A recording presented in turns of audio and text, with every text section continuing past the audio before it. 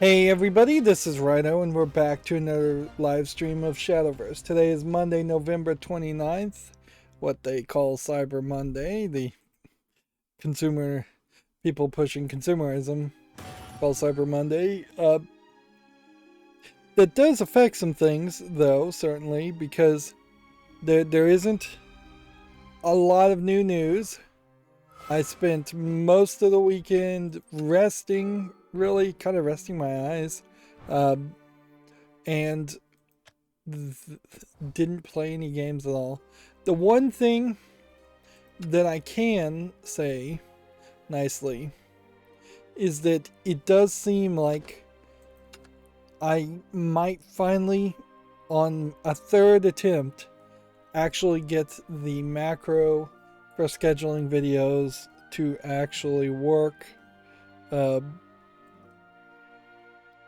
Like, I'm looking forward to that really being the case.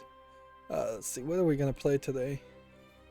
I guess probably Dragoncraft and Swordcraft just for versatility. But yeah, because YouTube maybe took some of the feedback I gave them months ago to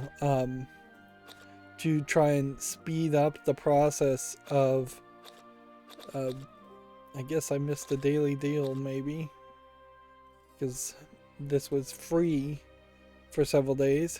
Whatever. We'll just open 2 packs here and call it a day.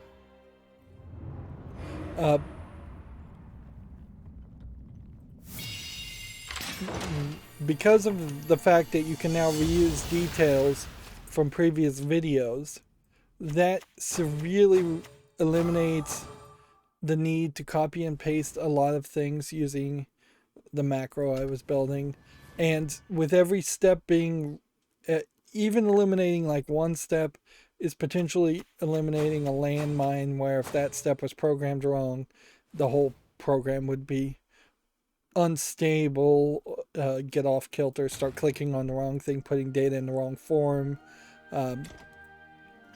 So it really took probably 100 steps out and leaves only a couple of issues to deal with that it would be nice if you could have YouTube certainly program them automatically for you, but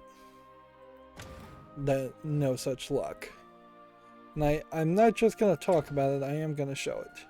So, at the risk of showing something secret, here's Batman Arkham City, which I'm scheduling. With the old macro, you would have had to manually use about 4 commands to fill in the title, the description, let's see,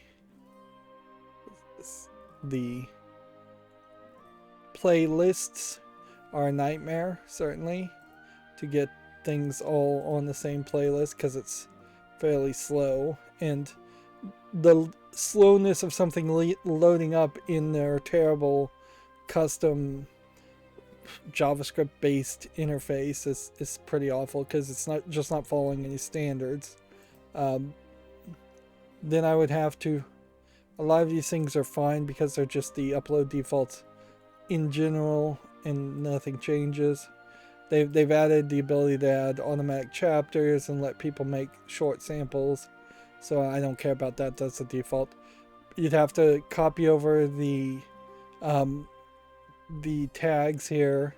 One of the things certainly along the title, description, and tags is you can copy and paste those back here, but you can't copy everything else. So there was a significant number of things that couldn't be copied. Plus, even if you are copying the title, it would just be the same title for several serialized episodes. It wouldn't have a number after it. And then I've always just left it at gaming, but if you reuse information, it is now worth it to potentially actually put the game title in instead of just letting it automatically happen.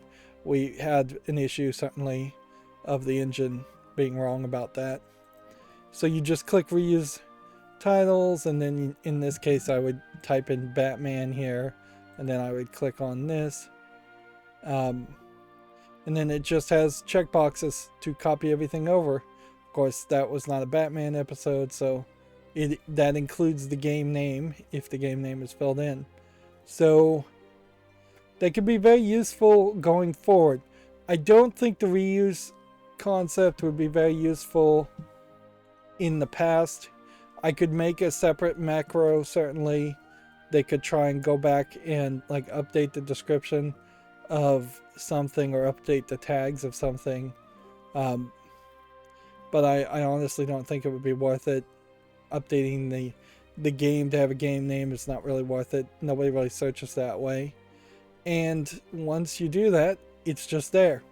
So then instead of having to have probably 100 lines of code to fill in this first page, I really only need about 5 lines of code to do the reuse details button, and maybe 10 lines of code, probably closer to 7 lines of code, to take the number at the end here, understand that it's a number, increment it by 1, and put it back in. And that's not super difficult using the macro software. So that's the one big step. On top of which, it's not super hard to add an end screen, because you can import that from a video. So we can start having end screens on every video. It is fairly difficult, and probably beyond my hope at the moment, to add cards. It's doable, it's just that with the terrible interface, it's kind of a nightmare. See, it's taking a while for the video to load, and in this case the video has just failed to load completely.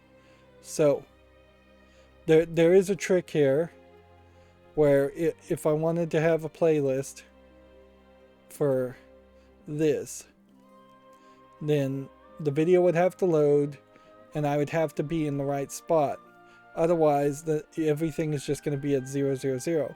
So I've got to figure out a way to know the length of the video, or at least it would so it would seem.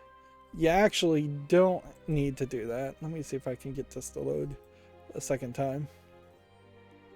Nope, just does not want to load. It's funny, it was loading yesterday just fine.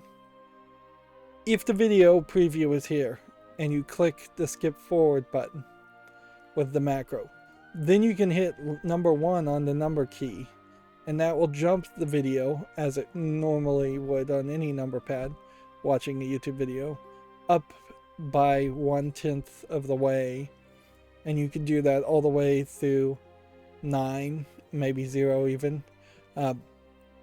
So since you are allowed to have 5 playlists, I really don't have any links or channels or videos specifically I'd want to have as cards. And honestly, I don't even know if I really want to have cards in general, because they haven't been very useful.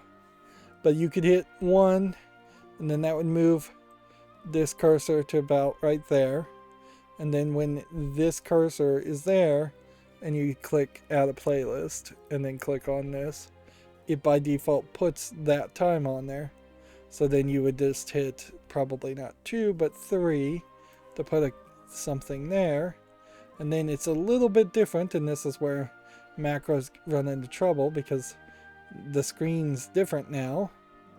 So you click something like here to add the playlist, and then you would add in a second playlist that way. So it's several clicks that I'd have to put some more work into it, and frankly I just want to get things going and get things working. There is also, it's been made normal to me that, or it's been made apparent to me that YouTube really is only going to let me schedule things up to a year in advance. So there is definitely a case where I may at a certain point just make so much content that I'm a year ahead, and I would then have that extra free time, or I could specifically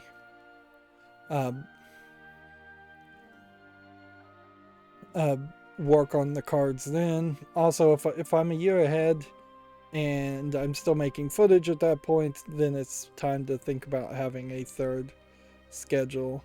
That is the other thing, certainly I need to program in here too, is that my decision was to not continue to publish Shadowverse episodes on the weekend, so that is definitely my goal. And so this checkbox here would be one that would have to be unchecked, unless it's just something that actually gets imported over. It doesn't seem like it does with the reused details. We don't even have to do anything with the checks. These are just content ID copyright claims of Warner Brothers claiming the music on Batman games, which they do. And then the second of the two big issues would be just getting the date right here. Figuring out the right way to type in a date so that this box will understand it, which isn't too hard, but a little hard. And clicking this box to get to this point first, because this isn't a regular just pull down menu or date picker. And then clicking this and selecting the right time. And then you hit the schedule button, easy enough. I still would have to make the #1 episode. That's fine. That works perfectly fine with me as the template. Easy enough. And when I set up the #1 episode, I still plan on setting them as premieres for that case. But yeah, with the reuse data, the macro has a significantly higher chance to work on it, which is great news, because that may finally eliminate the case of me just whining about not getting anything scheduled and wanting to schedule on weekends, giving me potentially more time to actually either take weekends off, which I should do. I really should just be like a responsible adult and say weekends are forbidden to work on. Everyone should do that, or at the very least 2 days a week should be the minimum of time you take off. But more than likely that extra free time will just let me work on other projects or make more footage, which I would frankly like more footage. Like, even if it's something done a different way, I don't know. The problem is with YouTube is that their system just rewards the worst way to present content. A good YouTuber, according to the YouTube algorithm, makes a smash hit video every couple of days, one single video, whereas I would like something more akin to the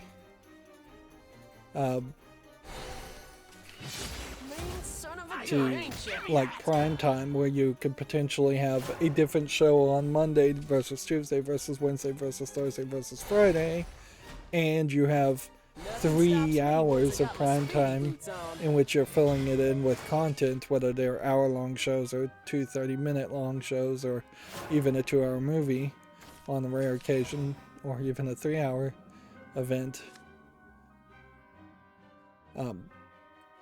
But yeah, the YouTube algorithm does not reward diversity on your channel, and instead it only works for you to make something like a spin-off channel, a second channel, third channel, fourth channel.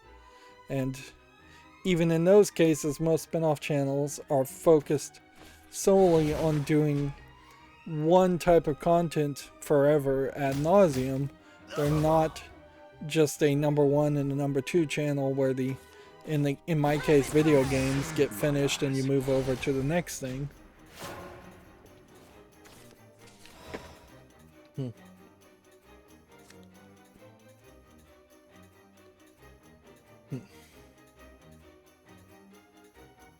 Is this guy evolved? No.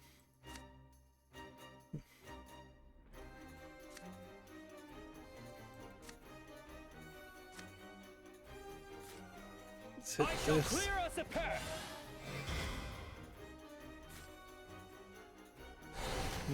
Play this, I guess. Flank them! Mean son of a gun, ain't you? So that's the potential good news. The bad news is maybe it's related to my late fears of my eyesight maybe getting bad. Maybe I'm just having different symptoms from different things. But I am having a major pressure in my temple above my eye, which is not something I'm used to having. I don't have tension headaches, I don't have migraines. In fact, I don't normally have headaches at all. I'm not sure I've had more than like maybe 10 or 20 headaches in my entire life, if even that much. And yet, that's what I'm feeling right now as of streaming.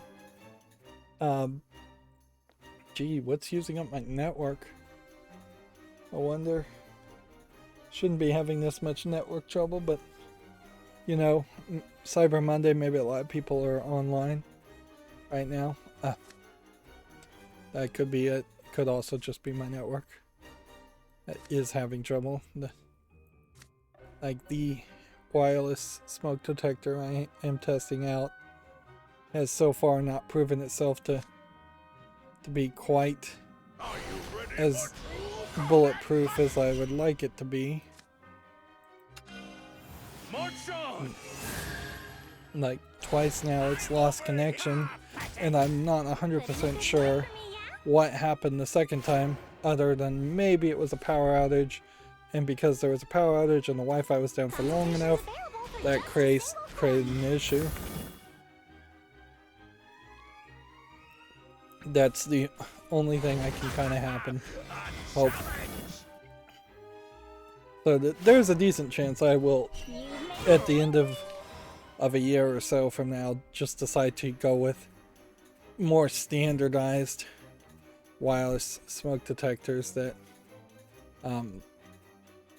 just have like a remote and don't connect to a cell phone app.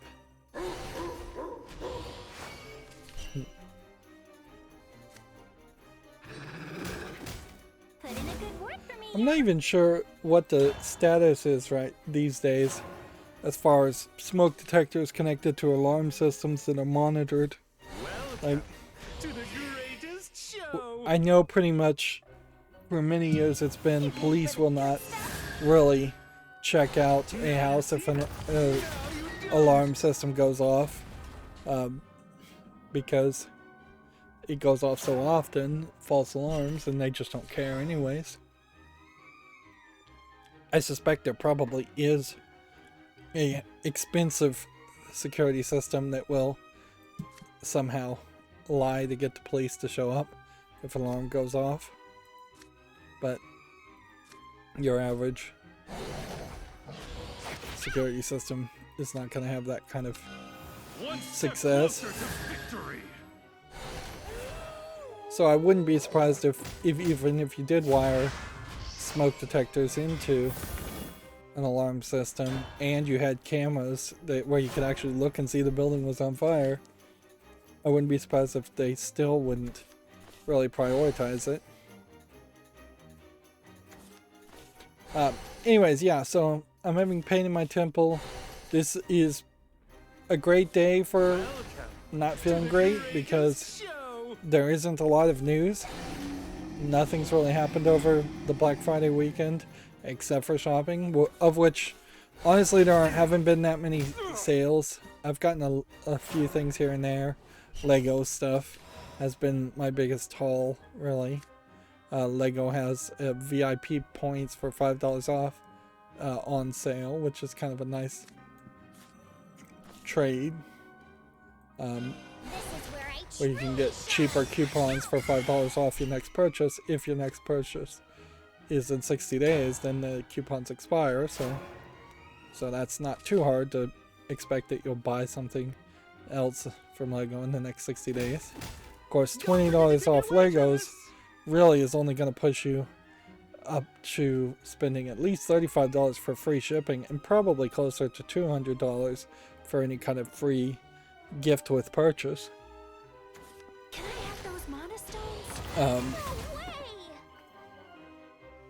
Which free is a very nebulous term in those kinds of restraints. How free is something if you have to spend $200 to get it?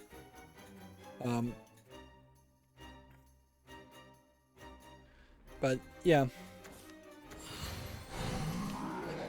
been watching a lot of Amazon Prime things, and just like the Amazon Prime days, like most of that stuff that is promoted isn't really like what you would have expected or planned on buying. So Got me feeling hungry. it's probably not worth it to actually go out of your way to buy most of the things on sale. I find still that it is better to have things in your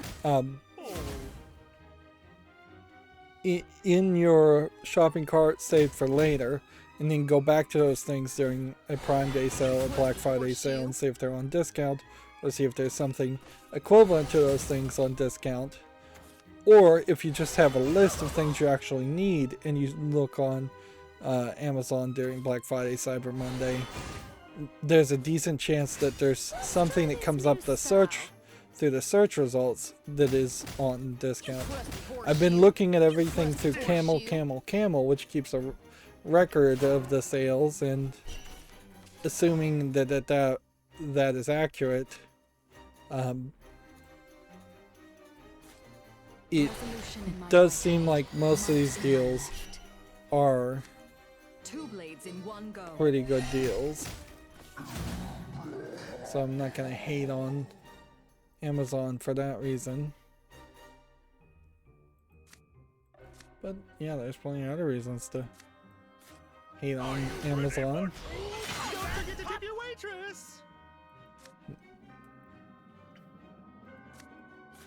And I am just kind of uniquely still in a position where I have most of what I want or need, and there are kind of few exceptions to that case.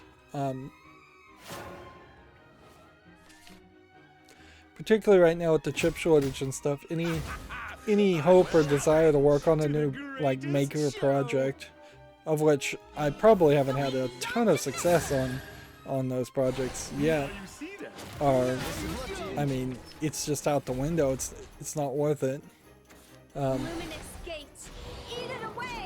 Well, I always could use more hard drives. It's not really. I've got plenty right now, and particularly since I haven't actually set up my new server and have backburnered that. I had a external hard drive I had plugged into my router, and it broke, and then it took over a month for them to send a replacement, but I finally received a replacement. I legitimately thought that they straight up were just going to steal it and rip me off. Because the first two people I talked to lied, and apparently they had been trained or told to lie about how long it was going to take just to get me off the phone.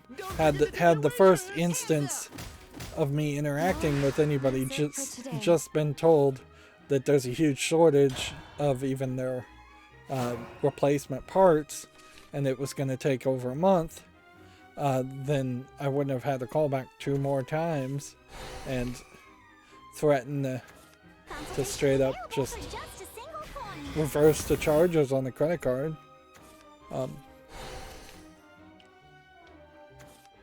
Which, since I bought it through Amazon, and since the warranty was being held by the the hard drive manufacturer Western Digital, I'm sure Amazon wouldn't have been happy, at the very least, if I reversed the charges on them.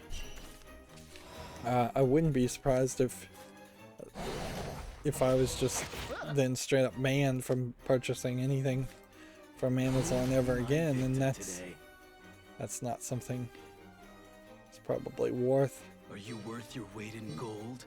Doing. Put in a good word for me, yeah? So yeah, I'm glad I got a new one. Now my fear is that this new hard drive is also going to somehow start breaking, and it wasn't just a random physical thing, that it's either a fluke with the entire model or a fluke with the fact that it's plugged into my router, although there really shouldn't be any way that it would break because of the router. Luminous gates, eat it away! There is a problem certainly with my router, and it doesn't have enough RAM.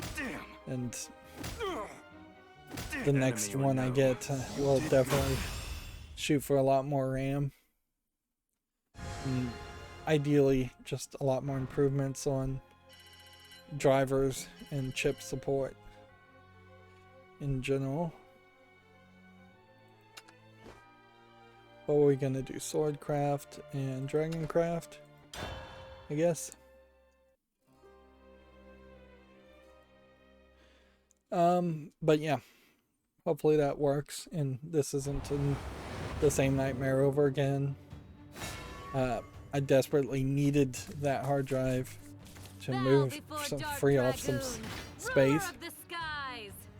Hey, pal. It definitely was getting hard to find enough space to even record YouTube videos for a while there.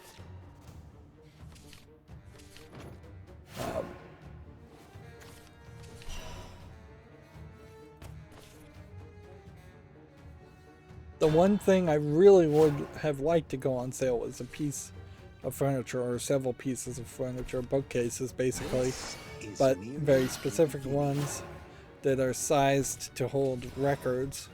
And I was going to, you can turn them to lie flat, and I was going to use them to sort out my giant Lego collection into a giant table that was probably 12 or 13 feet long.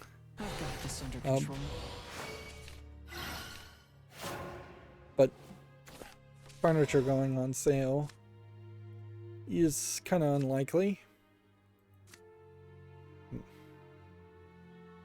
And so the most things I've gotten is I've gotten like a single LED strip that was slightly on sale so that I can look at it and consider it for lighting for those bookshelves. And I really don't even have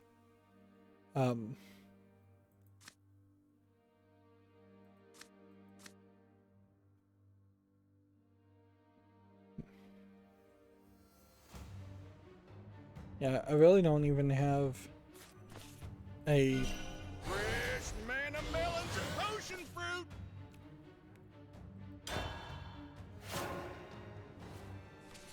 a desire for much else. I got like cookies, little things, little stocking stuffer like tools and screwdrivers and gadgets, a couple of those, and that's about it. I think there probably is a case that there aren't as many sales for Black Friday, Cyber Monday on Amazon.com in particular because of Prime Day, but I'm also not really seeing a lot of sales anywhere else. And I wouldn't be surprised if we see a fairly significant increase of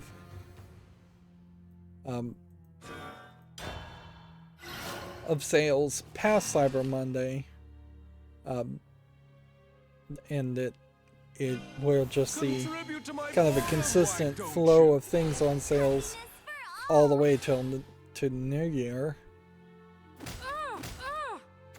Ding dong! May happiness be with you. Do I have anything else to talk about as far as catching up? No. So, what I think we'll do is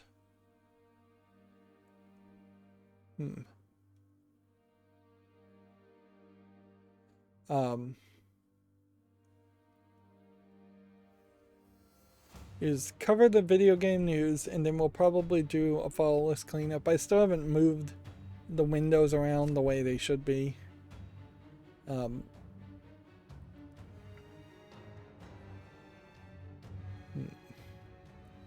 we'll get to that later. Okay, so we want to do this. Then we want to do this. Hey, this wasteland's a fixer-upper. And then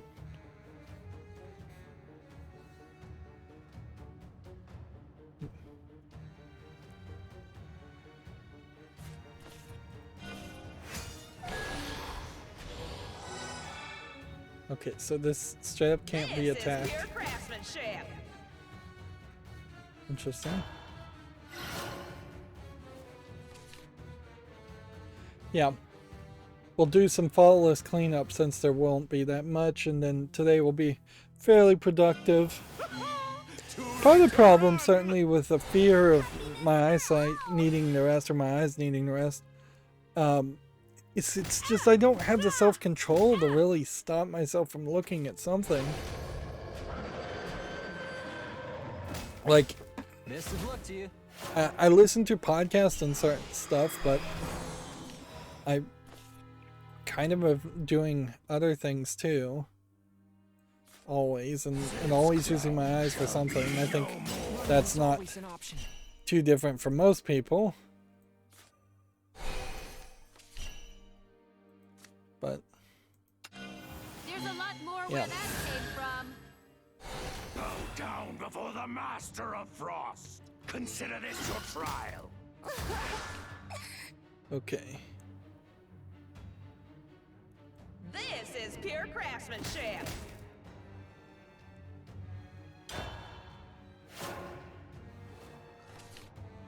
I also suppose I watched, I don't know if I said I watched Clarkson's Farm on Amazon Prime. Yeah, I think I ranted about that. I watched the Netflix series Hellbound. I would heavily recommend not watching that series, not because it's not good. In fact, I found it excellent. But don't watch it now because it's based off of a Korean webtoon that seems to really only have like 4 chapters, and those 4 chapters really seem to have only slightly influenced I guess Shadowcraft is the other one, and Forestcraft, the main story that's shown in the TV series, in the Netflix series. But the Netflix series doesn't end, period, full stop. It doesn't end. It ends on a teaser and a hook, and as a series that has only like 4 or 5 episodes, you really only are watching kind of like 2 episodes of events that happen at one point, and then you're watching about 4 episodes that are events that happened 4 years after the previous events. So it jumps around and it kind of changes who's important as far as the characters. Some characters try to stay together, but it doesn't make a cohesive cast of characters. And the other thing I would say about Hellbound is that it is very much coming from the perspective of South Koreans and a South Korean artist whose biggest interaction with a religion, and a significant amount of Hellbound has to do with a religion forming around the events Not lonely. Not with everyone around me. that occur. I'm glad you're here. Like, the only real religion in South Korea is a cult, basically. And notably, it was this cult that is being blamed, and maybe they get blamed for things they don't really do, but I wouldn't be surprised if they're rightfully being blamed for one of the first outbreaks and massive outbreaks of COVID a couple of years back when COVID first happened. Give me your stuff, and I might let you live. So, like, there's just kind of like that one big cult in South Korea. North Korea has one state-sponsored cult of worshiping the state and their leader. There are, of course, Catholic/Christian churches, missionaries, things like that in South Korea, but they don't really have an influence that much. And there is Buddhism, maybe not so much Shintoism, around, but it too is not really that seen as a religion so much as a Kinda haunted. No, literally. just hobby, I think, by most South Koreans. But they really don't like that cult, so it's no surprise that that cult is being spoken about in an allegorical form in Hellbound. And I think without the understanding from that perspective, a lot of people are going to look at Hellbound and think that it is a commentary on Christianity. And it's not until about the 4th or 5th episode when they actually spelled out and mentioned that in this alternate universe, Christianity actually does exist, and there are significant differences between Christianity and the cult. I'm coming for I think it's called the New World, detestable. is the name of it. Detestable.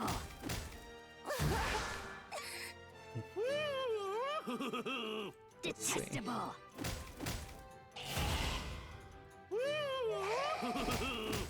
Give me peace. Although in all fairness, Hellbound, if you do look at it from the perspective that the New World cult is just supposed to be, this is what Christianity would be if Christianity didn't exist until the beginning of that time that the TV series starts, and so 2016 or so. Like, you could look at it that way, and it still would send a similar message, just a slightly different message.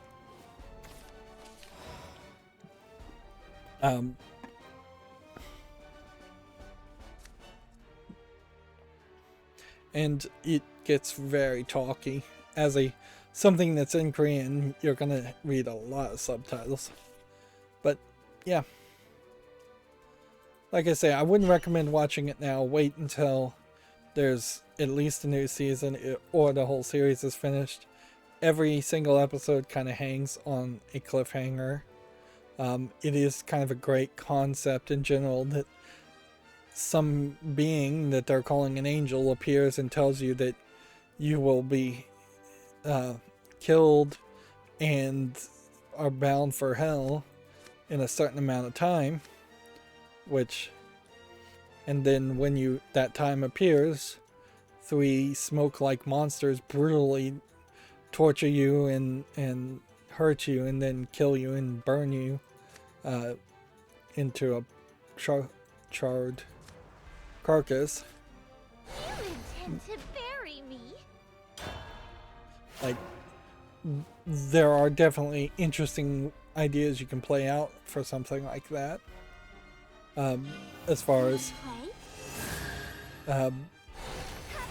how do you deal with that, and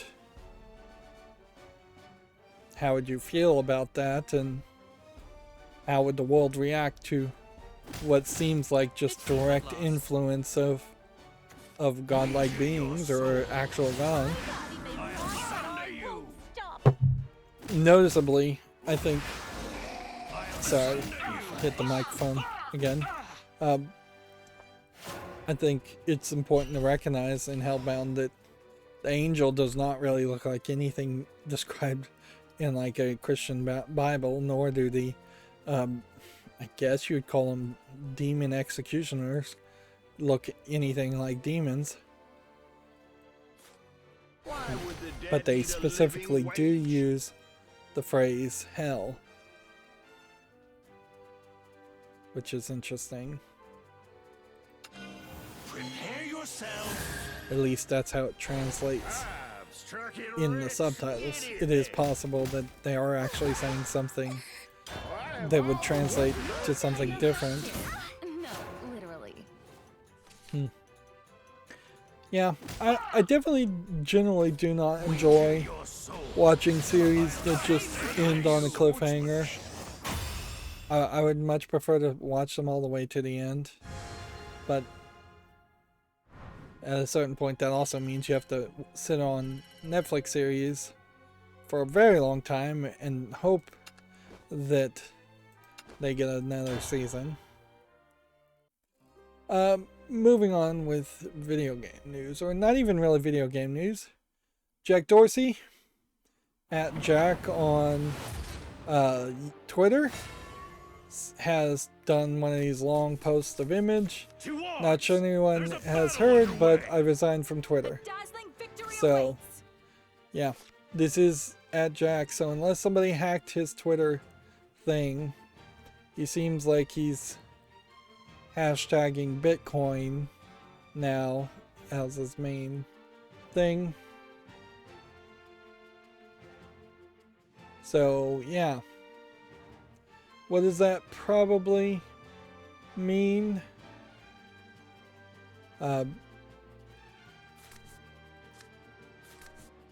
This was 2 hours ago. It probably means that Twitter is on to a new era, probably being worse. Like, I'm not gonna bother to try and read his entire email. I'm sure people will come up with their own interpretations of it. Jack was the only person who was at least pretending or seeming like he was holding back nearly more than 50, well, at least more than 50% of his employees who were flaming SJWs who wanted to push for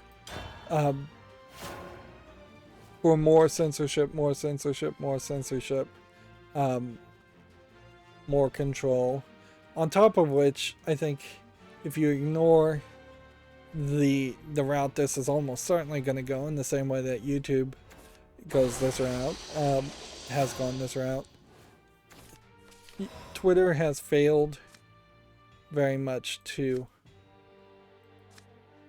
do something that makes them really enough money to justify its own existence.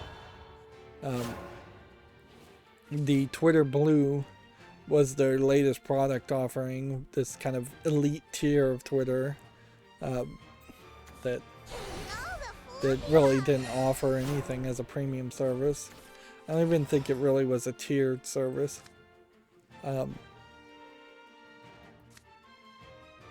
But Twitter as a platform has just really failed to innovate. It's kept its concept of keeping things simple has only caused it to come back and bite it in the butt, as it's failed to really add in more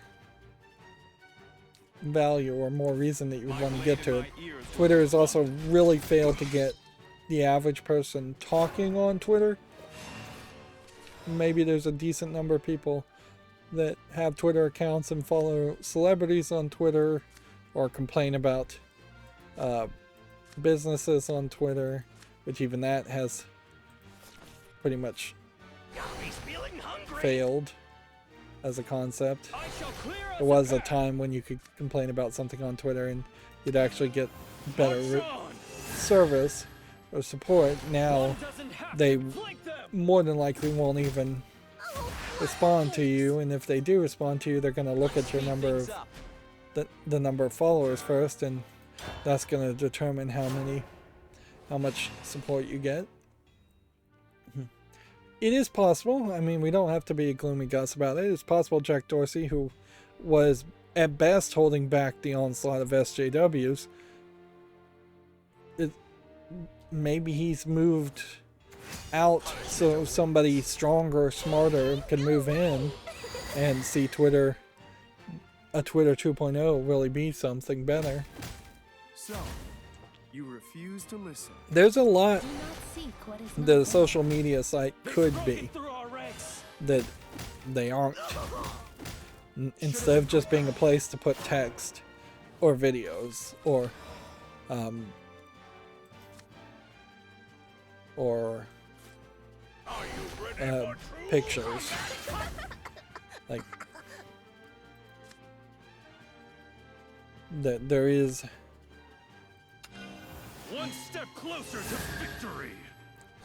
I'm over there is here. better specific formats of information that we have thought about and created. For instance, short videos, like Instagram, is very different than long videos on YouTube or Let's Plays that are hours and hours long. And recipes, just to pick something at random, are different than just text, and books are different than magazines, and books are different than comic books. A challenge. And answers to questions are different than just tweets and general statements. I need more fear, more terror. Got a job to do. In fact, that wouldn't be a bad way to build a new system, is to say, let's make everybody identify whether somebody is asking a question or making a statement, and interact accordingly and label data that way. You refuse to listen. If you really broke apart a sentence, like here's the subject, verb, and any other elements to a sentence, and They don't kill you if first. subjects were a whole way you could search, or verbs were a whole way you could search, that'd be interesting, although that'd probably be a nightmare to get people to actually post on something like that.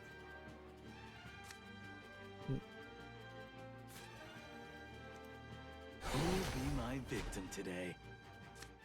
Okay.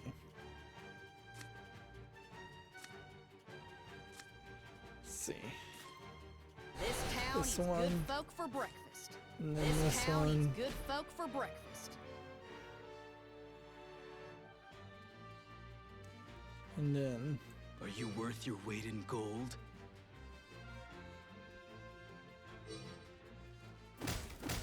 Damn, I lowballed you. Steel yourself. should have attacked here and here, I guess.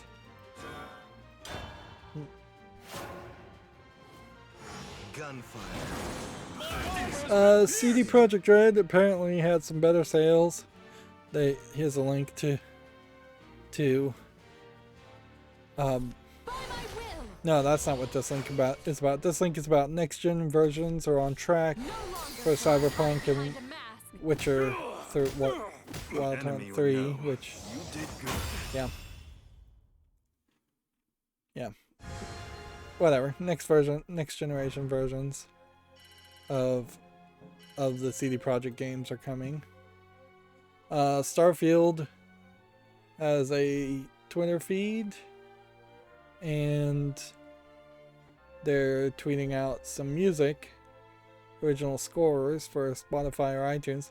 Like music in particular, the fact that that's not integrated into something like Twitter makes no real sense.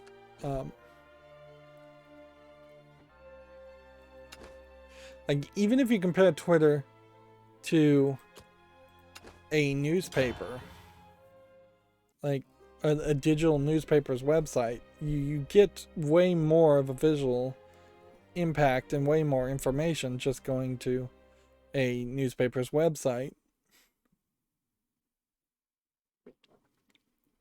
Frankly, I'm surprised there aren't just more ads on Twitter.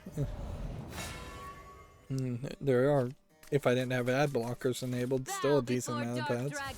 Ruler of the skies. Moving on, well, I can't even find my mouse. A designer has thanked fans as Cyberpunk has received a flood of very positive user reviews. I imagine a lot of that has to do with it being half off and at a different price point. Looking at the game now as it is, I could see where you could get that.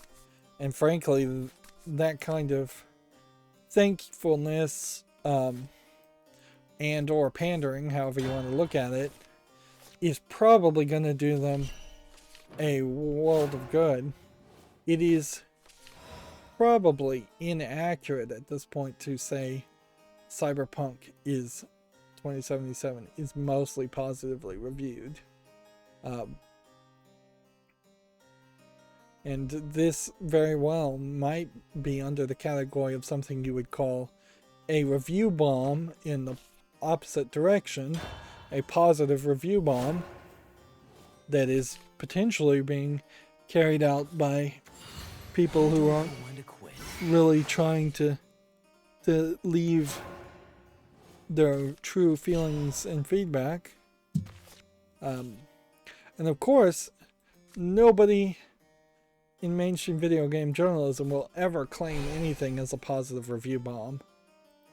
But they'll claim every single time legitimate concerns pop up for a game to be review bombs. This really is the argument that tyrants have used for thousands of years. You have the free speech to stand on a soapbox and complain about the government, but if there's 5 people complaining about the government in the same place, well, then that's a riot, so we need to brutally oppress those people and throw them in jail. Or that's a gang, or that's a conspiracy. Like, Fresh manna melons and potion fruit.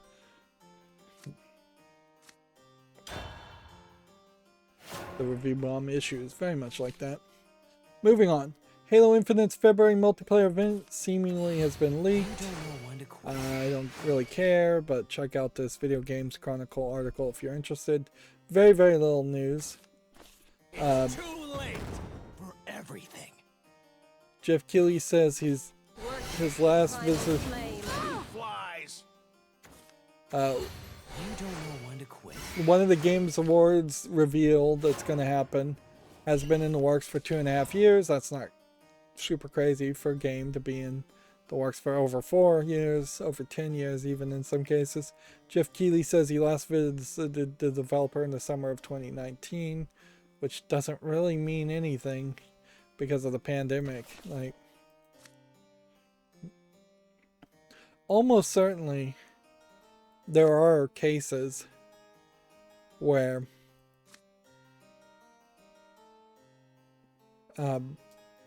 the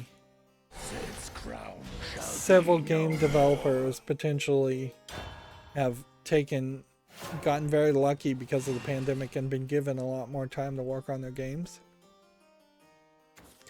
A Marvel MMO is in development at DC Universe's Online's developer. So instead of making DC Universe Online, they're going to be making Marvel Universe Online, I guess. Which probably isn't a terrible idea. Is it this game Midnight Suns? That had been announced a long time ago. Divine judgment awaits. You've proven your worth. No, it's not Midnight Suns.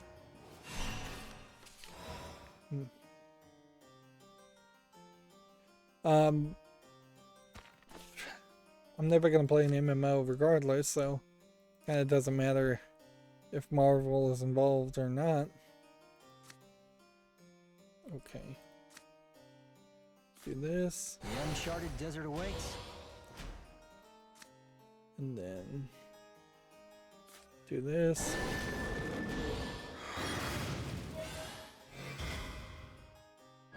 Then do that, I guess. I have done the gods' bidding.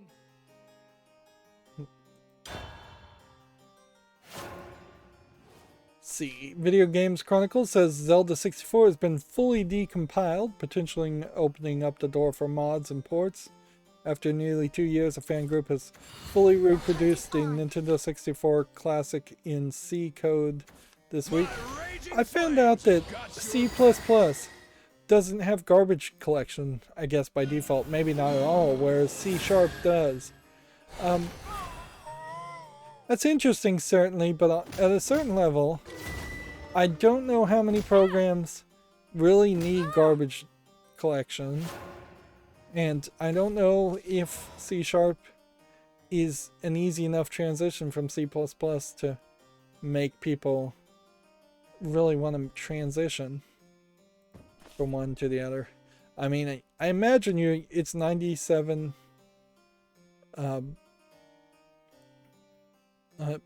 the same,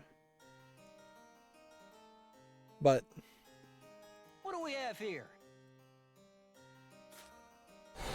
yeah, I haven't looked into any of the core details as far as There's a lot more where that came from. what the difference between C++ and C# What do we would have be. here?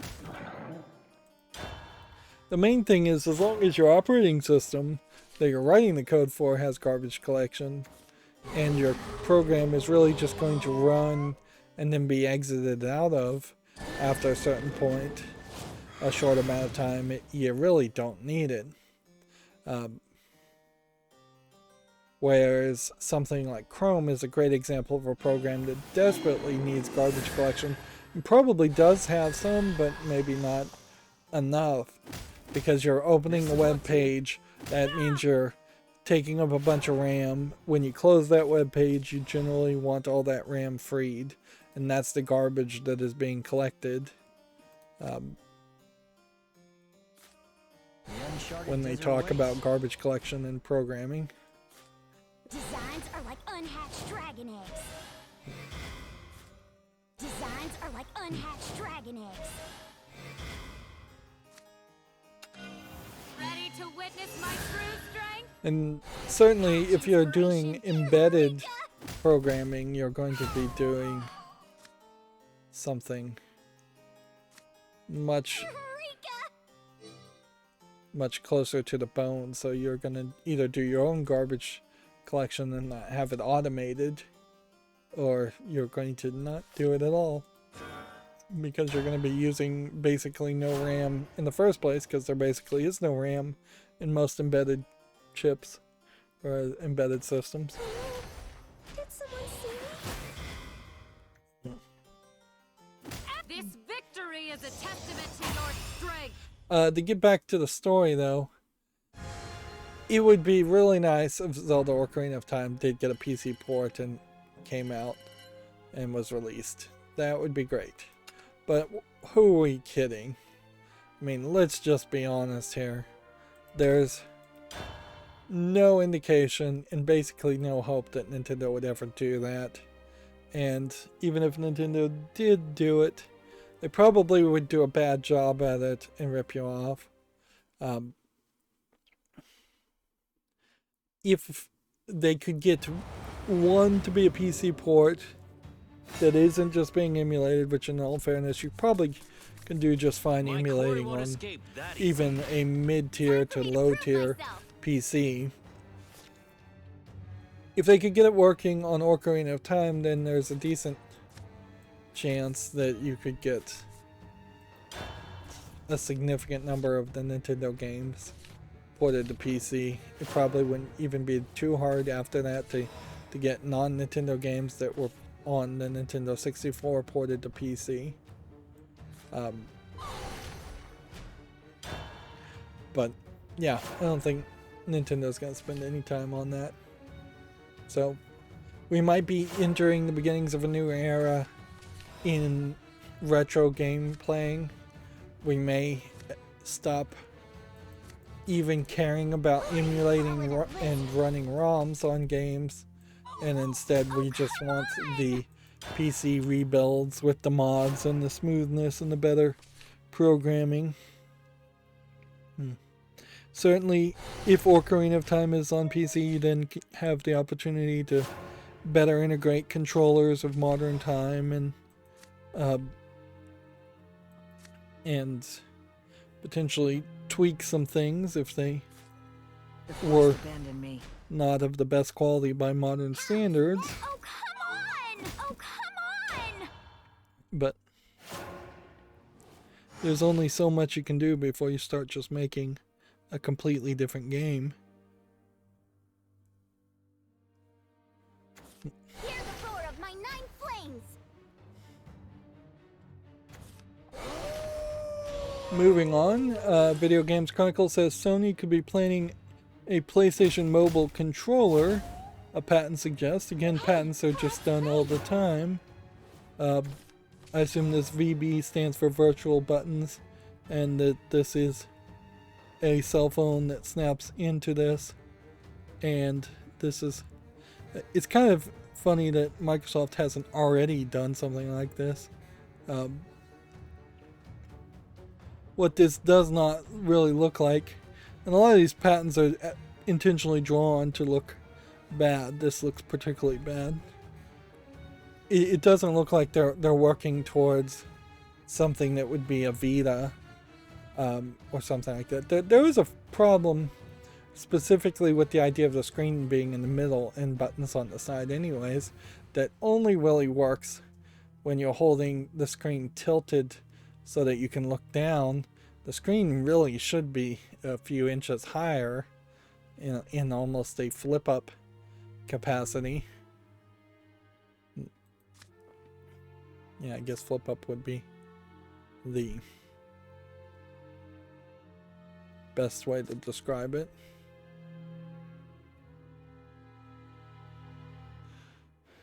Tin fairies on the opponent's deck. Are fairies that useless? It looks like I'm Just up! don't. Oh, come on! How's that? It's... Ow!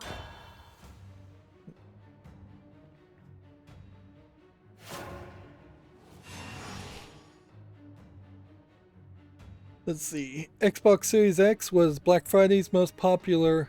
No, the Series S was Black Friday's most popular console, it's claimed from Adobe Analytics. You're done for! Which, okay, I wonder if Adobe Analytics Like the is nugget you... has anything to do with like Adobe Photoshop or not.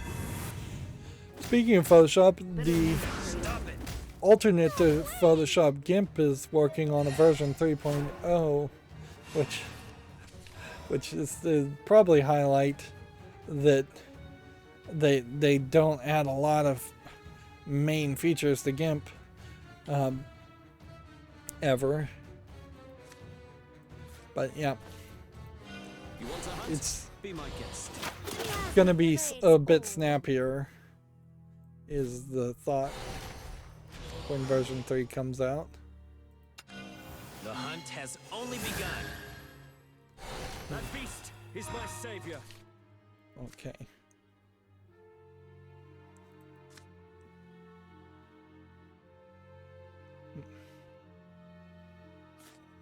Well met.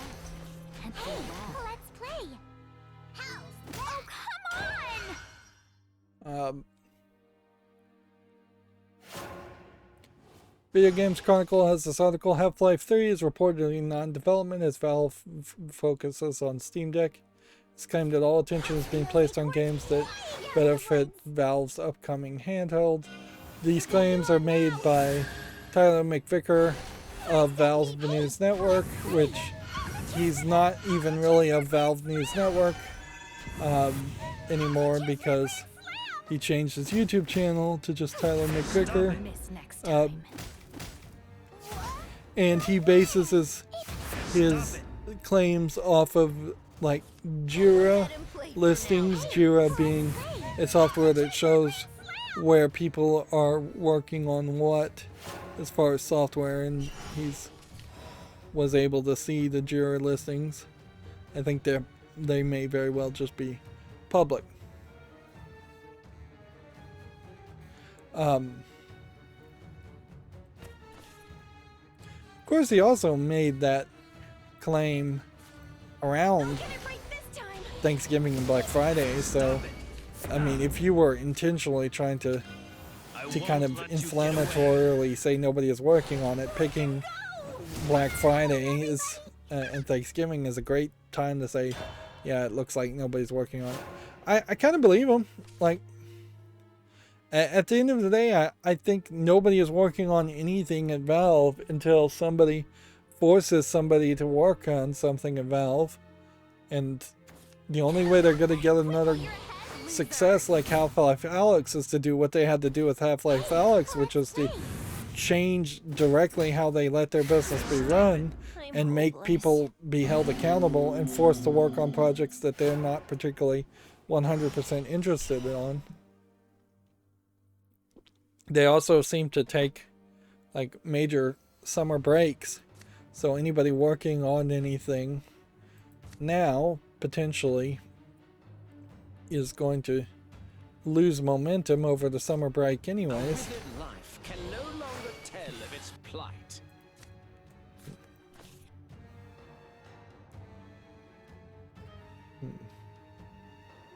I don't think it's worth playing that.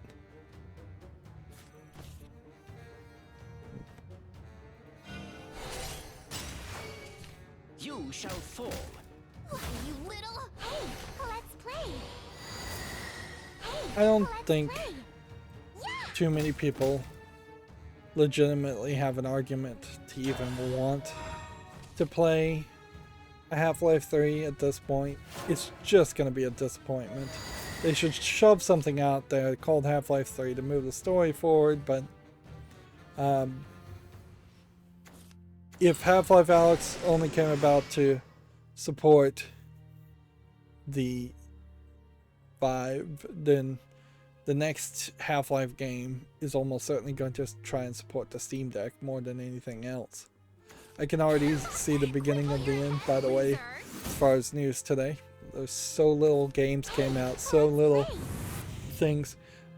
Arguably, the fact that there's less than 20 games that were released, according to what's on Steam, also implies to me that nobody is working at Valve approving games. Stop it. So, that's another consideration, certainly. You want to hunt? Be my guest.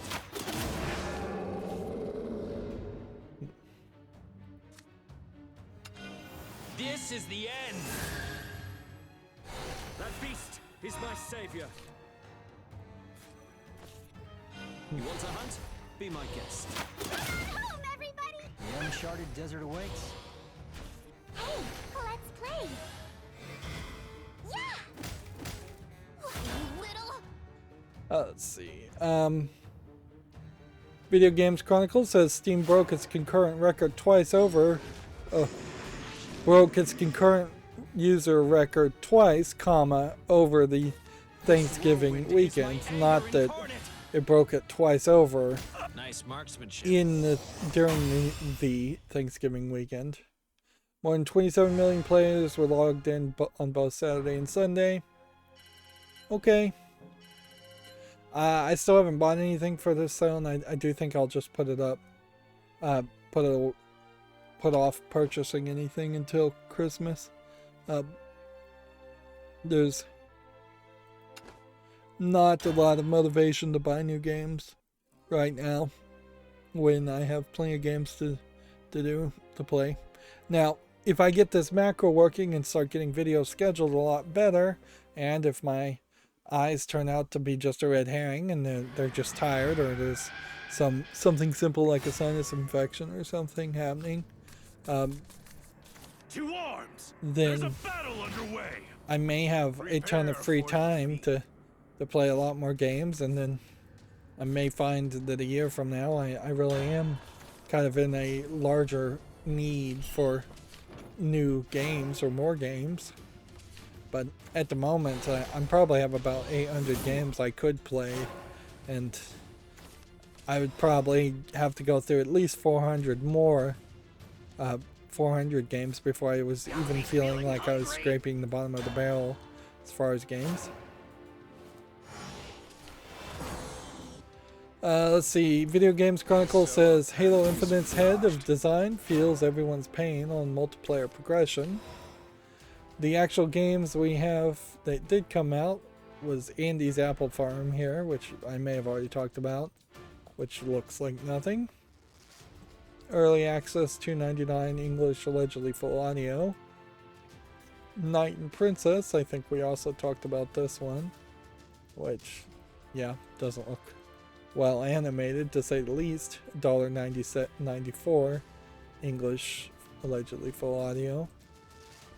Fight and Fall, which looks like it's a player versus player minigame compilation like Mario Party. Early access, $9.99, English, again, allegedly full audio. Let's see, do this one. He's feeling hungry. I like And this one. that.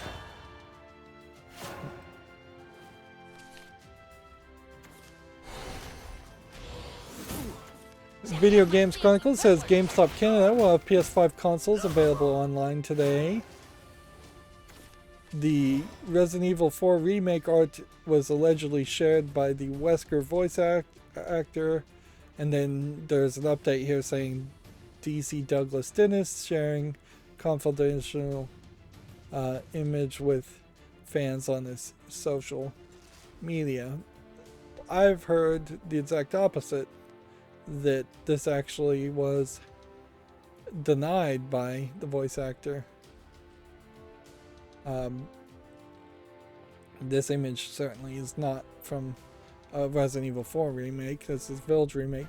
A lot of the art certainly in Village, though, I imagine could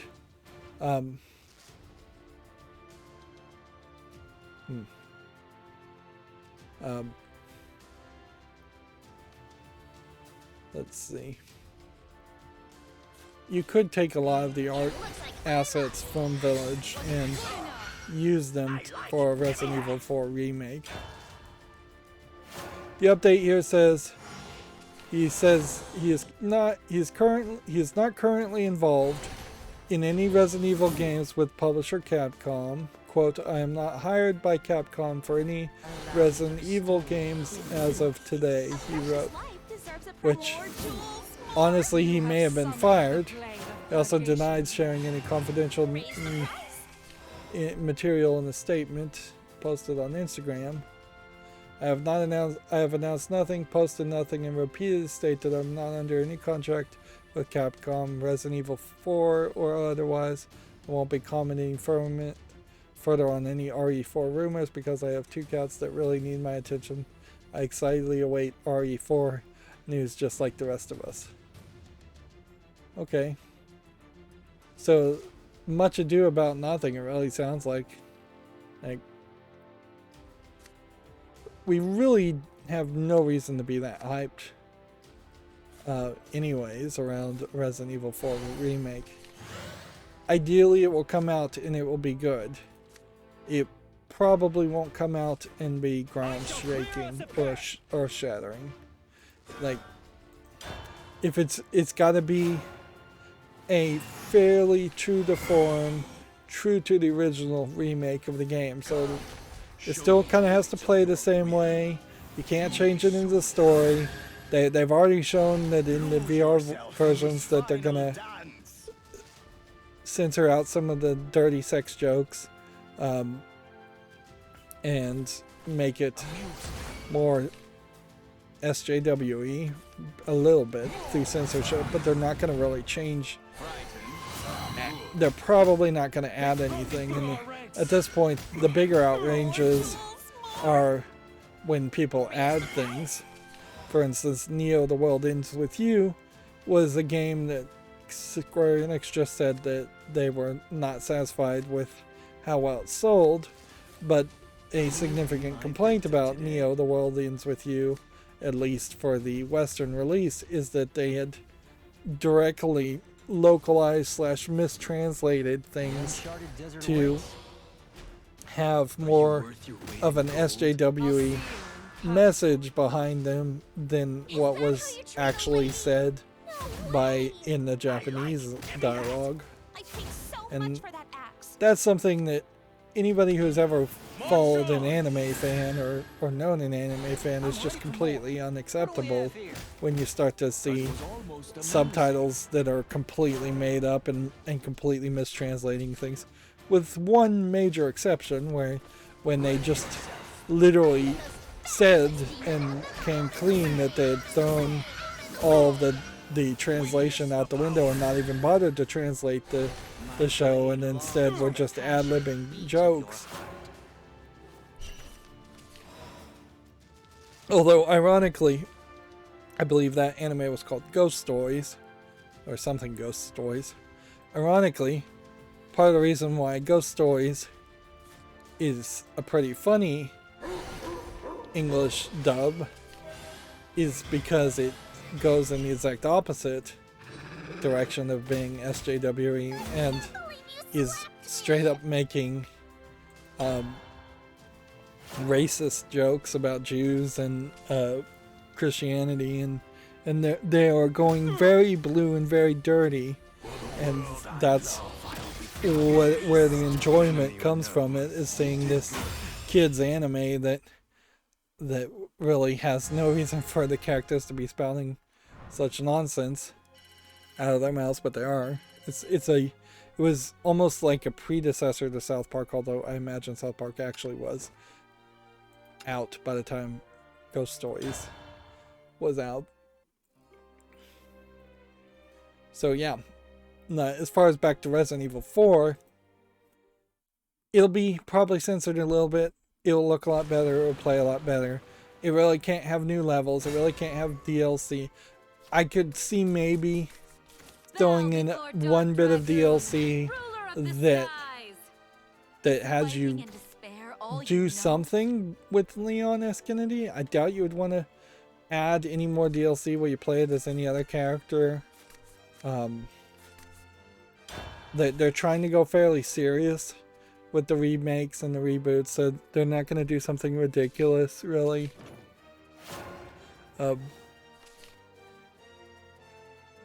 The truth of the matter is, the bigger concern certainly is what comes out after Village. Is it going to be the first misstep? Because in the past it's always been, there's been like one good Resident Evil, then there's a bad Resident Evil, and then sometimes there's another bad Resident Evil. And I don't think Resident Evil survives if the series starts to backslide in that direction. Right now we're in more of a case where there's one good single player experience of Resident Evil, and then there's a bad tie-in multiplayer element of Resident Evil, and then there's another good single player Resident Evil game. And I'm fairly happy with that concept if they have to let all the bad people that want to work on Resident Evil that don't know how to make a good Resident Evil game anymore instead work on the multiplayer online stuff.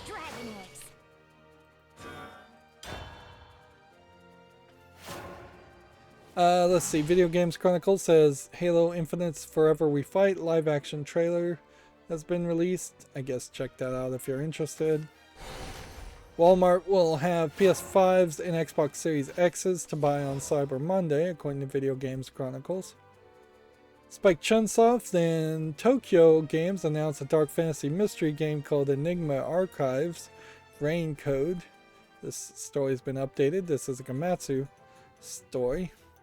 It is written by the Danganronpa series creator Kazutaka Kadaka, which may be interesting. Honestly, if they made something that kind of felt more like Danganronpa, but didn't play like Danganronpa, I think I'd be fairly happy. I would have preferred if Danganronpa was more of a JRPG than a visual novel, frankly.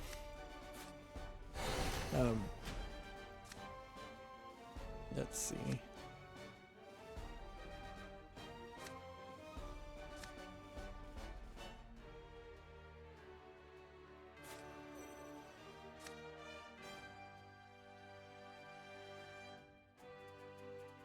I guess we attack here and do nothing else. On the other hand, it is also, I think, fairly fair to say Danganronpa as a series is, having played the first game, is kind of a ridiculous story in itself, and the gameplay mechanics and the murder mystery are about the only thing that keeps it afloat. That may be the case for a lot of visual novel style games, and it's not even 100% fair to call Danganronpa a visual novel style game. Might be a better description for it, since it does have other gameplay elements that kind of knock it out of the idea of just being a pure visual novel. Moving on, 13 Sentinels Aegis Rim is coming to Switch on April 20th. Shipments of digital sales have topped 500,000. I think that's fairly high for what is a visual novel side-scrolling shooter game. Let's see. See if we can see the blurriness. Yep. Yeah, it does kind of have a side-scrolling element to it, but it's not like a side-scrolling shooter.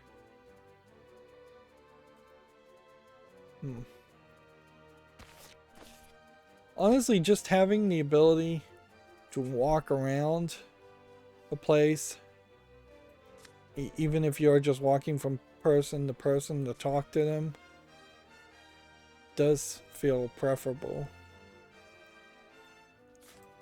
I'll head the vanguard.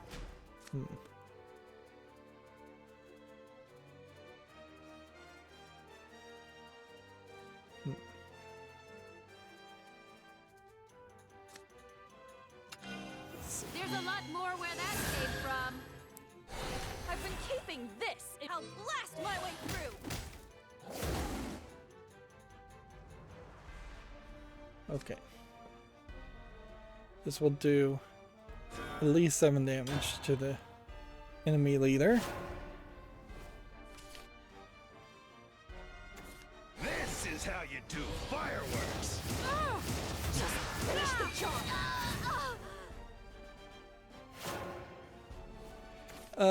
Dragon Quest has some first details for Dragon Quest 12 that they're, I guess, wanting us to click on.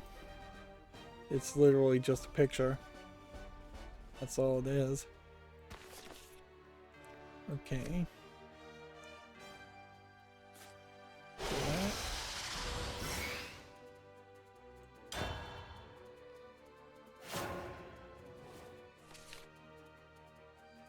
We have a game on Steam here called Lynn's Island. I think we had already talked about this. You can see it's rated very positively now, where I think I dismissed it perhaps too early. Maybe I did that for a few games over the past couple of weeks. This is early access, $24.99, English, full audio. Well, with that very positive, I'm going to put this on the fall list. Then we have the 8 Sins New Hell Order, which I'd already put on the fall list. Yeah, there's literally nothing that came out. This came out today. Calmed by the Dark Leviathan, which looks like nothing. $4.49, English only. Alpha Zoo. what this may very well be a case of, so much, not even so much of an indication that people don't want their games released on Black Friday, Cyber Monday. This game looks like nothing of interest. Some kind of zoo educational game it claims to be. Really doesn't even look that good. $4.99 English only. These might be an indication of just how many games are specifically designed to be released just days after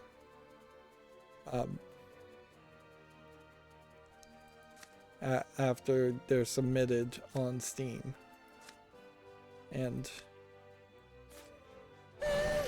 when there isn't somebody around to approve,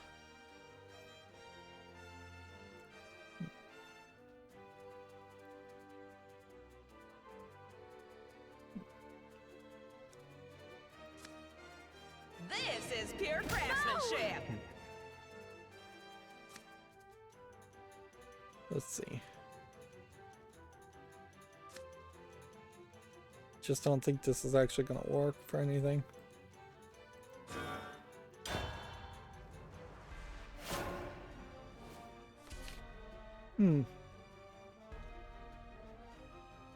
It's funny, the game is making like a weird ticking sound now when you're running out of time. Here we have a game on Steam called Buried Stars, which looks like a visual novel. It's from Line Games. Interesting. Line Games is the Japanese company that runs the Twitter competitor in Japan. More people use Line in Japan than they do Twitter. It's $33.99 Japanese full audio, Korean full audio. I assume Line actually is a Japanese company. I wouldn't be surprised if they're actually a Korean company. Line worked with Destiny Child for Destiny Child global version.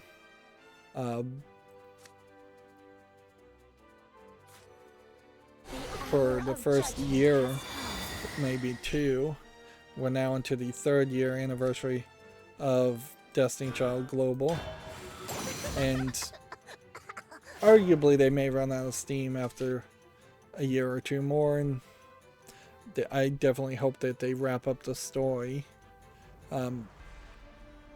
before they completely abandon it for the other 2 games that Shift Up are working on. End of the road, eh? At a certain point, if they don't keep Destiny Child going, then the artist who works and makes all the art for Destiny Child, all the lewd anime girls for Destiny Child, would be famous enough amongst the circle of fans that he could go and make a different game, or work for a different game, or work for a comic book, or just make art, and the fandom would probably follow him for the most part. Here we have a game called Tiny Gods of the Nile, Watches over us all. which looks like it's mostly mini games again. Kind of feels almost like a cook serve delicious, but I'm not sure if that's really, if they're really cooking. English is not supported, free to play, French only, which that's odd because I was not suspecting it would be French. I thought it was going to be like Portuguese. I guess I was misreading this as Spanish when I guess this is French. Yeah, wasn't paying enough attention to it. Honestly, I may not have been able to recognize the difference anyways. Let us pierce the twilight light here.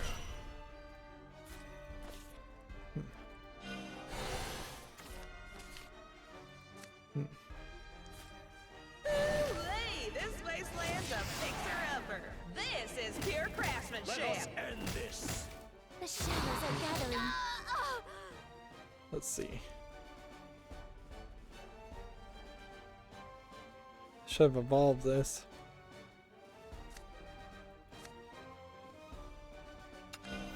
Ready to witness my true strength?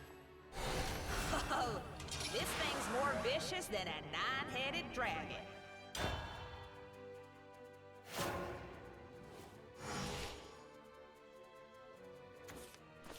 Let's see. Gamatsu has Guilty Gear Strive starter guide video, DLC character Happy Chaos. Which, okay. It looks like he has a whole bunch of gray. Maybe that's clay. Maybe that's metal on his face. Again, with the blurry art. I'm really not doing justice to these videos. Seems like he might have a hole in his chest and he's got this halo, dark halo around his head.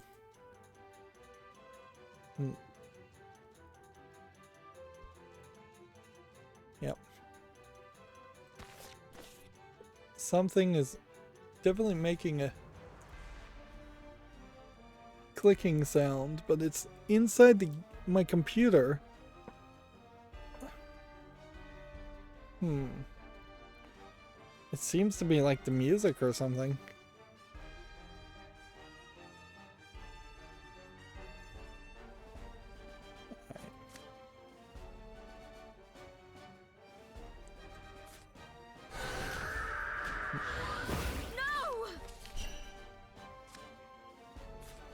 My raging flames have got your back. That twig won't do a thing. Yeah. Let's see. Enigma Archives, Rain Code, teaser trailer. We just talked about this game. So.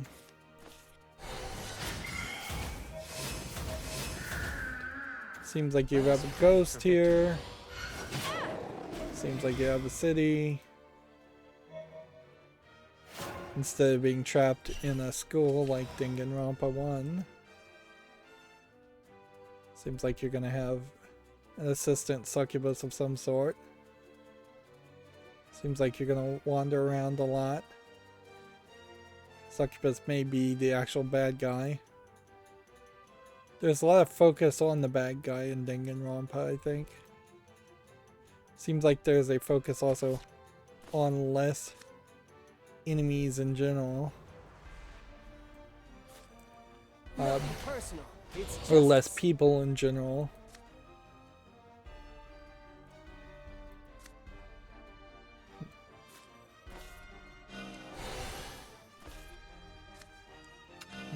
You have angered me. to spare or slay. Don't take this personally.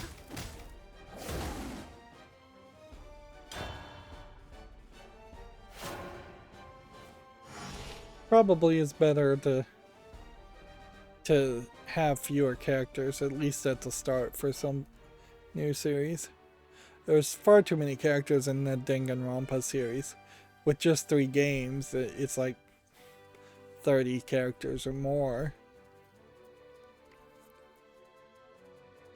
Let's see. Gamatsu says the PlayStation Partner Awards 2021, Japan Asia, to be announced from December 2nd to December 3rd. Winners will be announced on Twitter.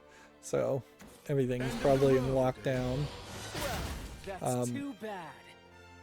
At a certain point, I think this is specifically Sony of Japan giving awards to their own partners or people that they've actually directly funded, depending, I guess, how you would define partner. Crimson Peak is all it takes to be consumed.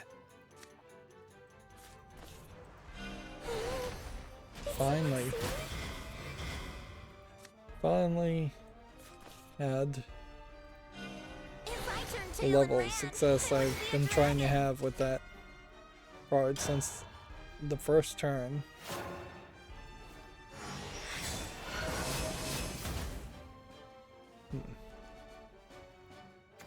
I'll get it right this time. Let's see. Gamatsu says Tokyo 24-ku Inori, or Inoru for Switch, launches March 24th in Japan. This looks like this is a yaoi, and we haven't seen a yaoi visual novel in a while. Guy on guy, gay love. You were done for. Launched for PC on May 2022. Witness my power. Thousand spear void.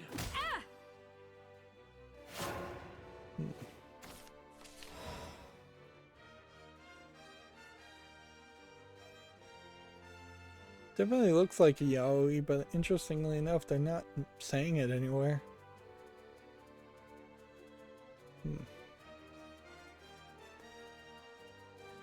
Maybe it doesn't quite fall under the categories of the Japanese definition of yaoi. That could be it. Let's do this. Let me just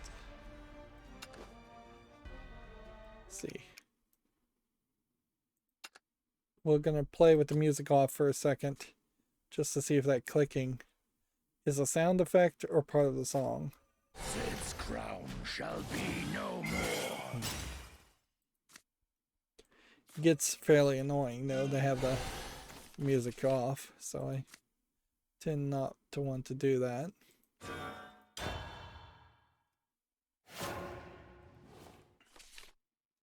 Let's see, Gamatsu has this week's Japanese big game releases: Big Brain Academy, Brain vs. Brain, Clockwork Aquario, which apparently that game was announced 30 years ago and then probably canceled, and then they finally decided to resurrect it. Definitely showing that not a lot of things actually I'm hopeless. are coming out. What is I'll do whatever Icarus is in my power. for PC? I actually do look at some of these games. You've proven your worth. Let's see, Pretty Girl Mahjong Solitaire, Blue Green. Launching worldwide. World's End Club for PC is launching worldwide. Yeah, that definitely does sound like that was literally in the songs. The clicking sound was.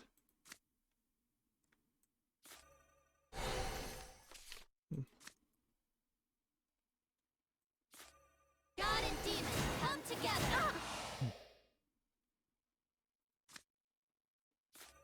Designs are like unhatched dragon eggs. I'm gonna lose here. Yeah, so we have like World's End Club In my power. here. A game I have not seen anything around at all. Yeah, I don't think I've seen a single advertisement from this. And see, this is really scary potentially, that there's a game that's coming out tomorrow and it just hasn't been advertised at all. Because that means there is very possibly a lot of hidden gems that come out, and if for some reason I just don't see them because of what's on Steam, then I may just never see them. And this looks interesting. Definitely has more of that kid-friendly anime art style to it. Let's put this on the follow list. Single player, English full audio. Seemingly also Japanese full audio, but hidden under the fold. And then this game, Corvoris, we have seen, but I didn't really know that it was coming out December 3rd. And we've seen far too little of this game for it to really make sense. And look, even this sound effect doesn't play. The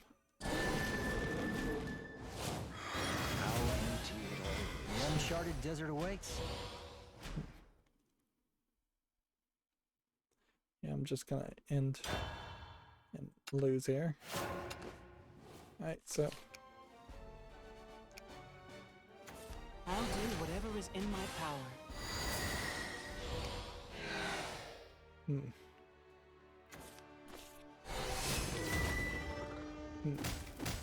Best of luck to you. This It's funny, victory it is a says testament display to your subtitles strength. during cutscenes. I don't think Shadowverse has ever had a cutscene. I don't know what they're really talking about there. I guess maybe if you had Japanese, if you understood Japanese, you could turn off the visual novels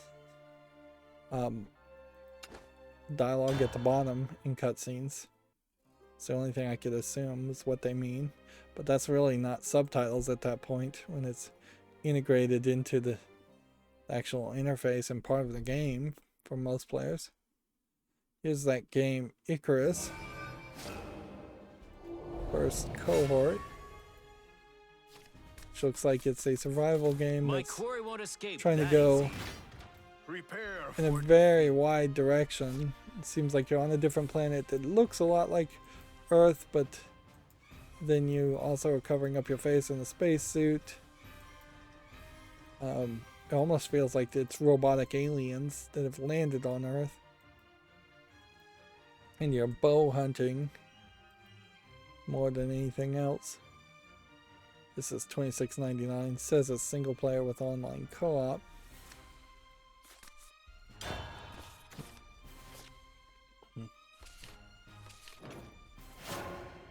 Here we have a game on Steam called Snake Pit, which doesn't look like much of anything, just a simplistic puzzle game.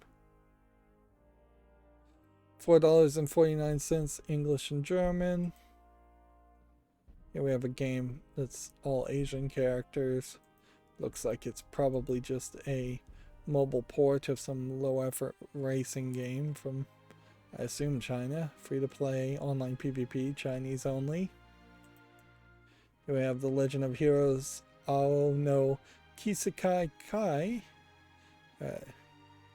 Not Kai. Yeah. Kai. Yeah.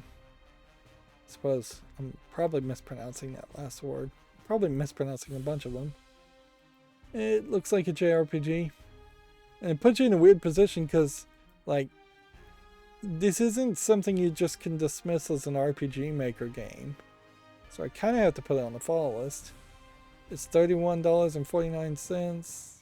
Chinese and Japanese and Korean only. So I guess I can dismiss it because it doesn't support English. If this did get translated to English, I'd have to consider it. This art style here looks good, and the chibi style of characters don't look awful. I won't say they look good, but it doesn't look awful. The main world interface in the back seems mid-tier at worst. Next we have a game called Meister 2, which looks like a real-time strategy game of no interest. Suppose we could look and see what Meister 1, when it was released and if it was well received. This is $9.99 English and Korean, so is there a Meister 1? Yes, it came out in 2019. Did anybody play it? No. And the game is completely different. It's a mobile phone game port. There is a potential case where cell phone games might be very popular on cell phone platforms, Google Play, iOS, Apple Store, and then they get ported to Steam, and then nobody ever plays them because then it would be several years old at that, in most cases, if they were ported to Steam, and thus maybe a fairly decent mobile game gets ported to Steam, never gets any reviews, and then they try and release a better version of the Steam PC game, and they're basically having to start all over again.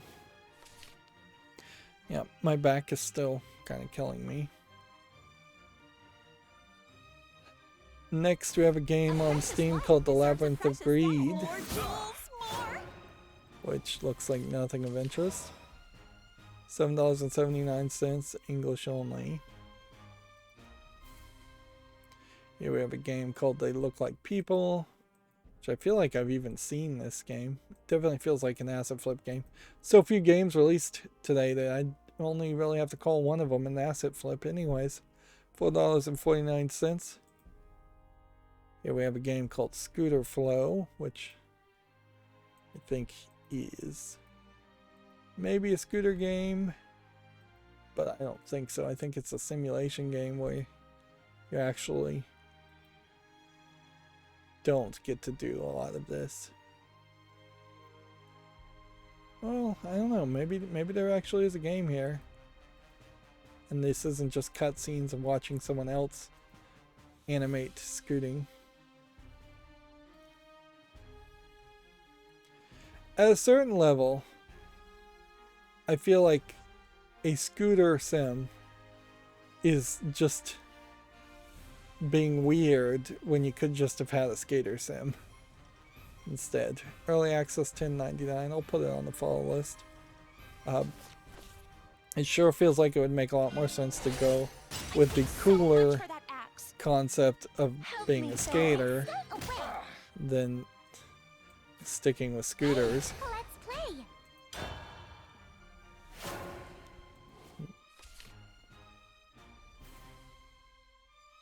Alright, and that was literally everything as far as games that came out on Steam.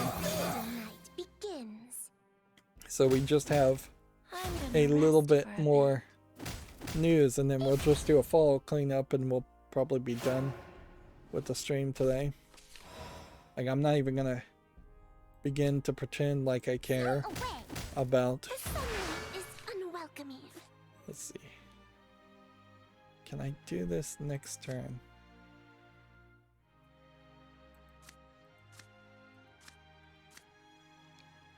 I need 2, so I'll play 1 now. Let's play. In the turn.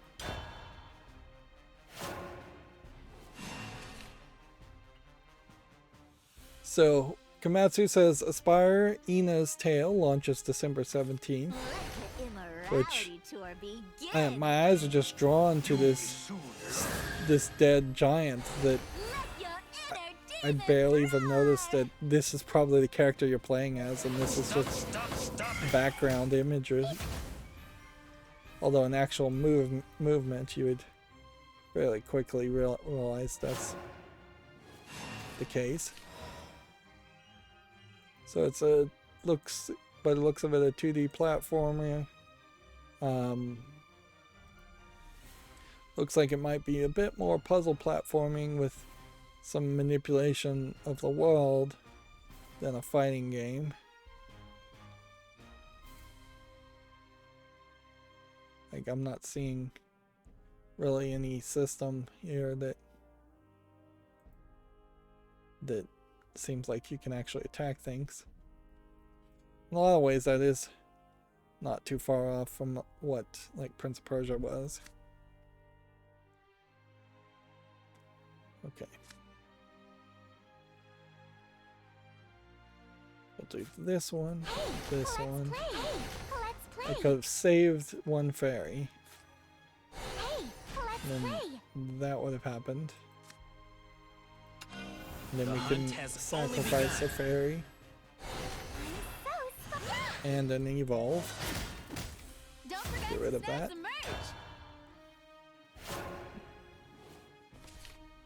GameDeveloper.com says Nordisk Games has acquired the Trailmakers developer Flashbulb Games.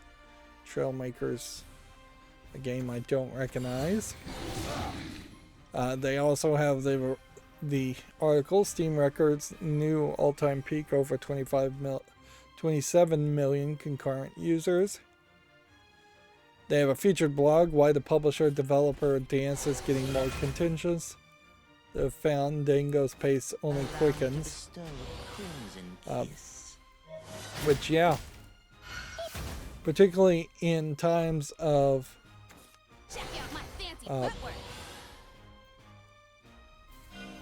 Witness the power. In particular in times of financial strife, which I think most people are feeling some of that at this moment.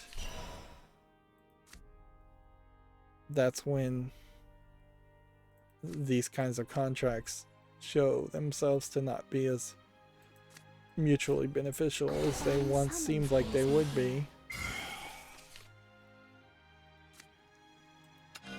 I won't let you get away.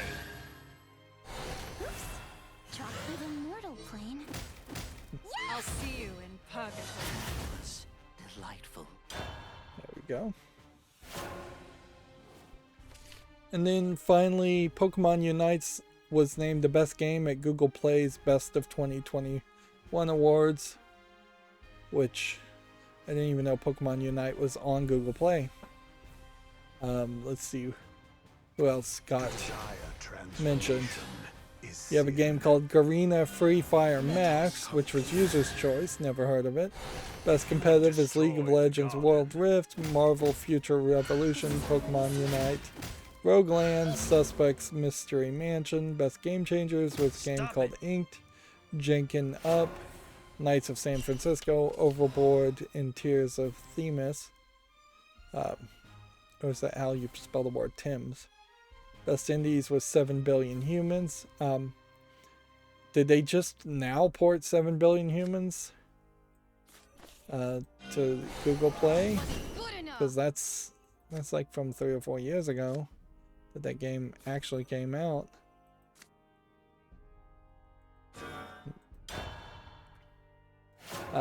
Game called Bird Alone, Donut Country. Again, did that just get ported, or are they picking games from older years? My Friend Pedro, Ripe for Revenge, and Puzzling Peaks EXE.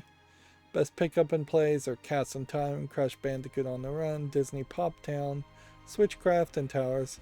And best for tablets are Chicken Police, Paint It Red, League of Legends Wild Rift, My Friend Pedro, Ripe for Revenge, Overboard, and The Precision to Calvary. And it is kind of interesting to show that tablets have really just become an afterthought instead of being their own separate thing.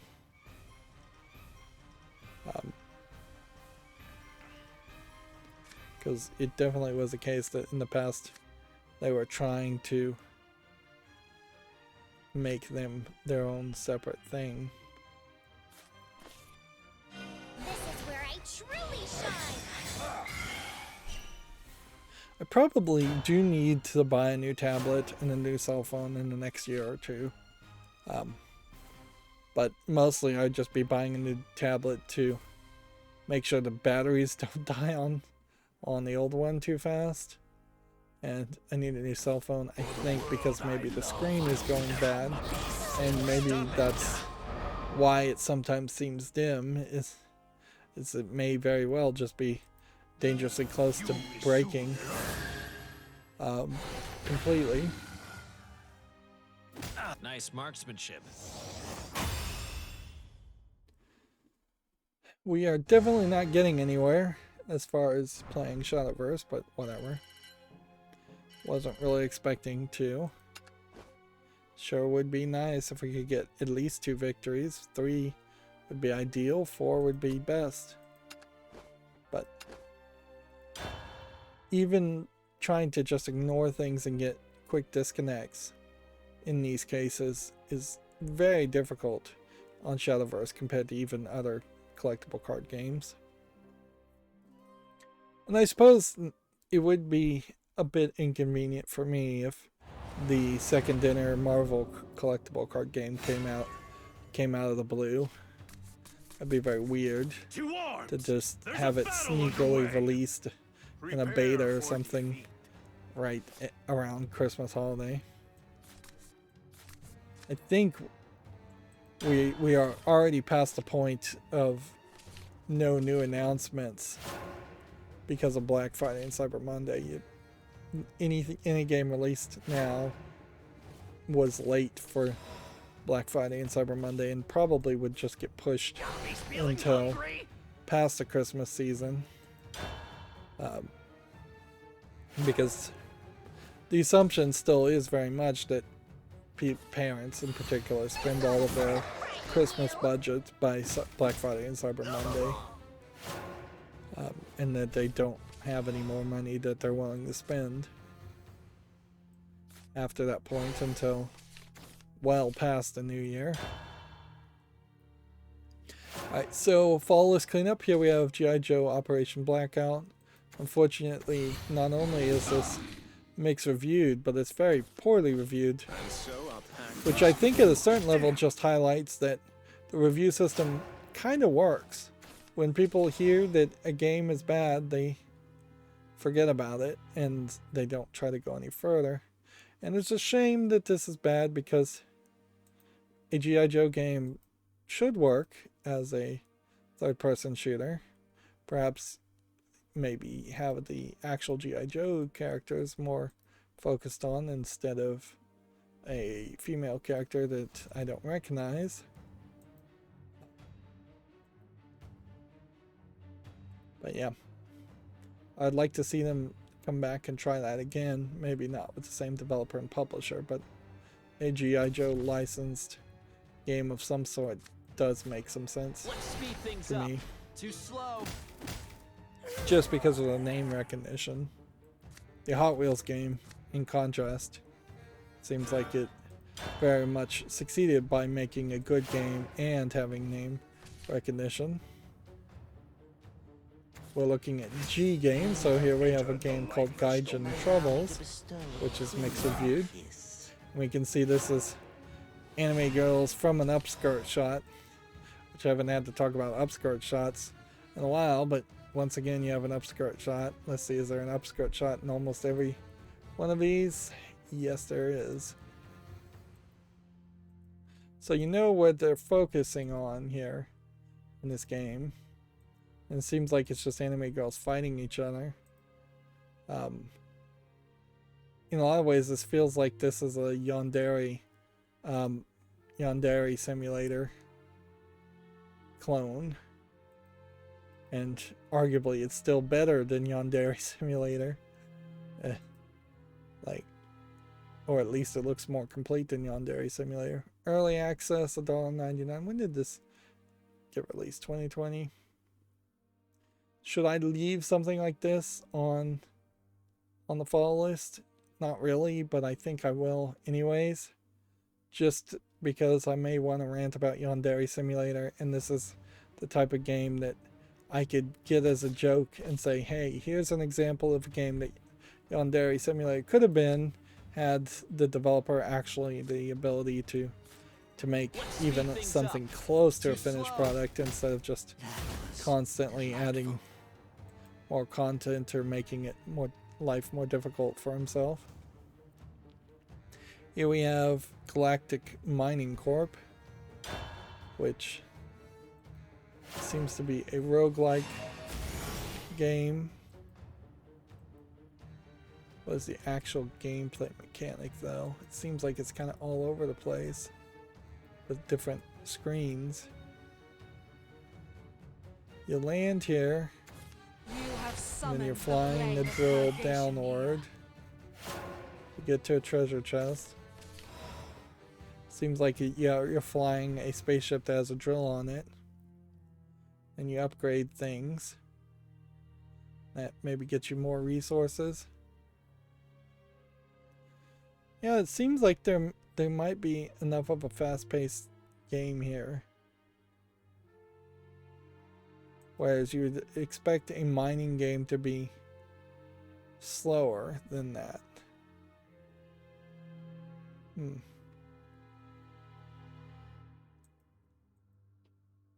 Yeah, this looks interesting. Is it out of early access? Yes, $12.99. We'll add that to the wish list. The uncharted desert awaits. The dawn shines like a beacon of hope. Let's see. March on! Dawn always We prevails. won't give Dawn him is an inch. dawn is upon us. Then in the turn, I guess. Let's see. Here we have Galaxy Tales Story of Rapunzel, which still doesn't have enough reviews, and came out in 2021, so I guess it gets a little bit more time. This is another example of a game that looks kind of interesting, but really should have just been a finished product when it was released. That's true for almost every early access game, is that they're asking for a lot of faith when not really offering anything. Galaxy Trucker Extended Edition. Here, it looks like it's a kind of board game. Tabletop is what it's depicted as. Almost feels like FTL if you turned FTL into a board game, which might actually work. Can you play this single player? Yes. Does it require a third-party account? Yes.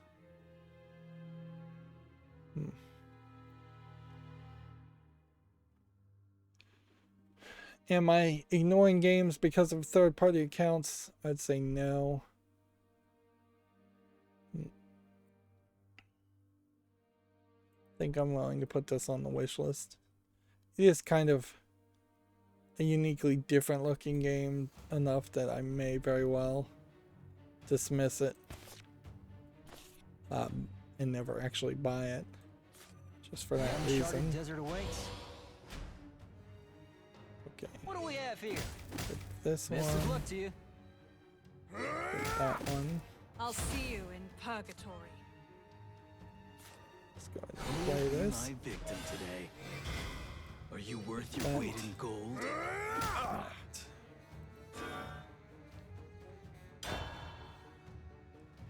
See, we have a game here called Game of Love. It looks like it's a young maiden dating sim visual novel game. It doesn't have enough reviews, so we'll leave that on the follow list.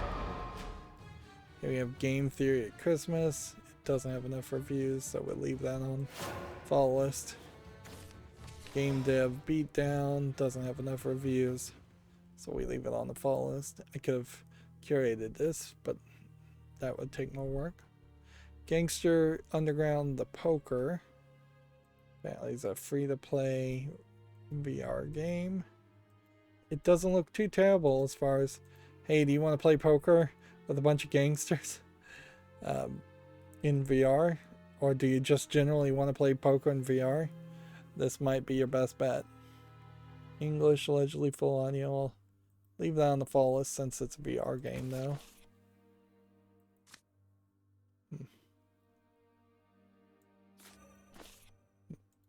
I shall clear us a path. Let's see. Flank them. There's nothing to fear. Let's do this. I go with the wind. And then this one. Uncharted desert awaits.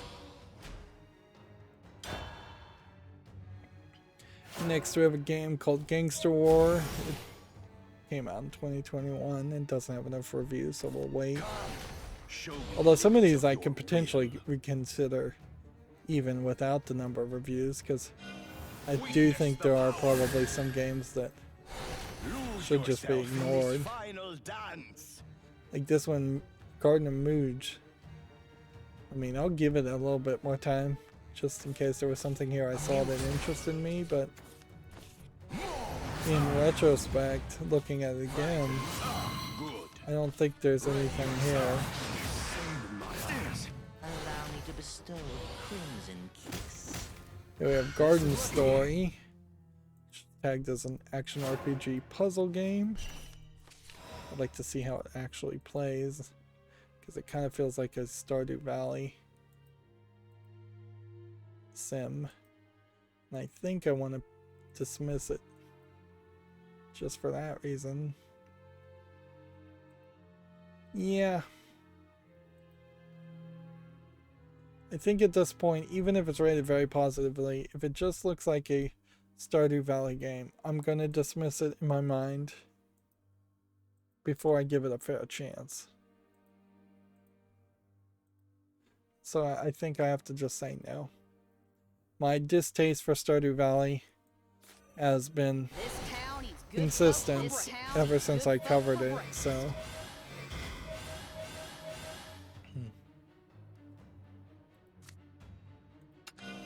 One step closer. closer to victory. I should stick with my instincts on that case. Hands up! That was almost Hands up. amusing. That was delightful.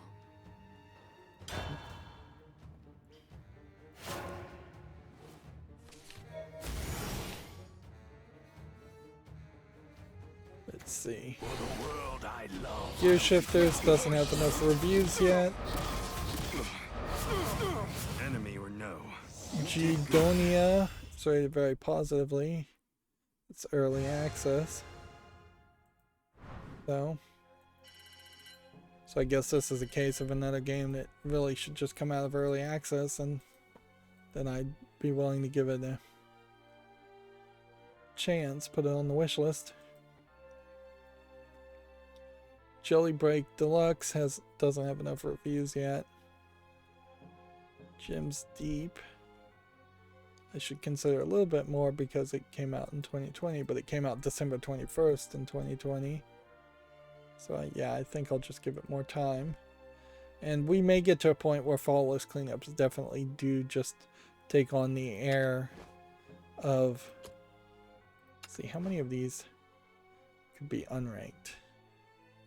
Pretty much all of them. Yeah, let's just play unranked. Why have we been playing ranked this whole time?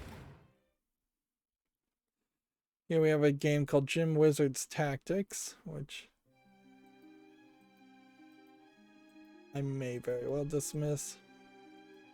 But you know what? I'll be lazy and say it needs one more review before I actually consider it. There's really kind of no reason to, though. I almost certainly would dismiss it.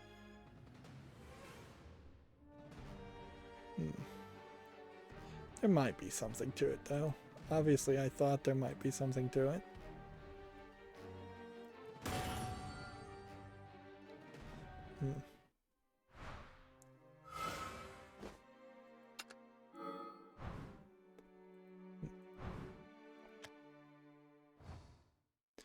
Honestly, I think I actually would need 4 or 5 victories because there's no overlap here, so I could get like Forestcraft and this and this all done today. If I got really, really lucky, but I couldn't really get that done at the same time.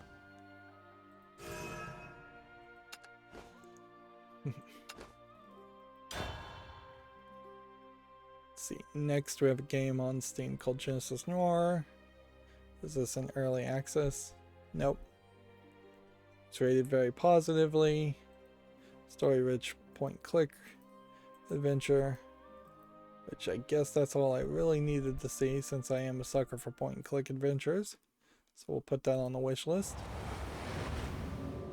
Here we have Jinsokyo Night Festival. My quarry won't escape I that easy. think this is one of those Prepare games, for defeat. those Metroidvania games, that I have to just say yes to, but it's in early access, so we're waiting on it. Here we have Geometric Sniper Blood in Paris. Is this a game I really want to play? As kind of a spin on the hidden object game. Here instead, I guess the real question is Geometric Sniper in general is on the wish list.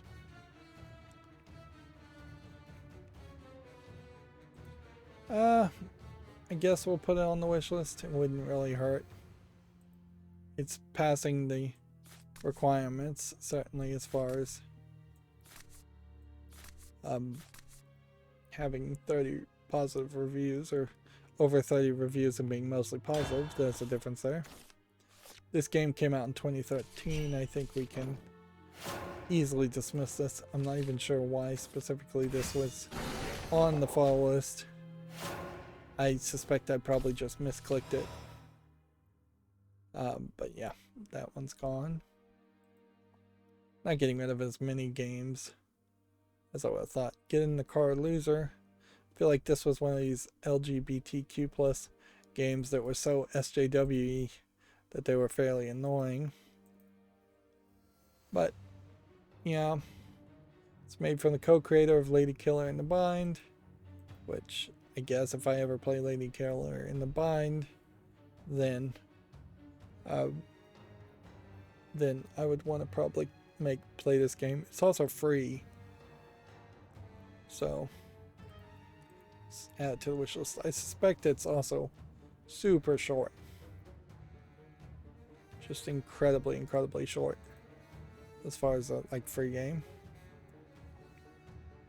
Here we have a game called Get Over Blood, which may be just an asset flip. Climbing to the top of the tower using a blood rope. Yeah. Yeah, this is an asset flip game. I'm not even sure why I would have not recognized that this was just an asset flip game. Playing as a demon, climbing on a blood rope. I probably was too blinded by the demon model, succubus type character. But yeah, this is an easy dismissal. 99 cents, bunch of languages. So that's gone. We have Get a Grip chip. Still not enough reviews, so we'll leave it. I'm being fairly generous about games from 2020 because of the pandemic. Otherwise, I would be eliminating everything from 2020 at this point. We have Getsu Fuma Din Undying Moon, which is some kind of hack and slash with more traditional Japanese art. It's early access, otherwise I would put it on the wish list. Here we have Ghost in the Pool, which just looks like a Junji Ito art style horror game. Which there's probably a better phrase to use than just attributing everything to look like Junji Ito.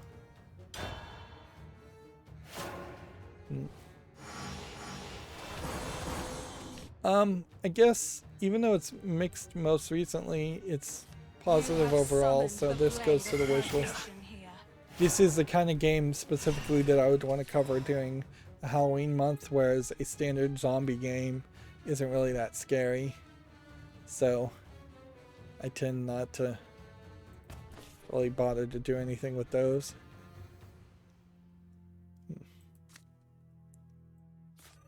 Beautiful flowers in this direction.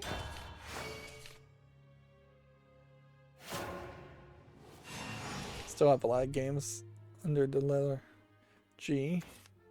Ghoster Trick is too new. Ghosty doesn't have enough reviews. Why is this on the follow list though? This looks like this is just a kind of joke RPG game. Yeah, I think we have to say no to this. Even if this was a student project, I think we'd have to say no to this. Yeah. There definitely have been some times when I've just been half asleep and I've put things on the follow list when they really could have been dismissed. Giants Uprising. Is that early access still? Yeah. That's a fairly new game. Okay.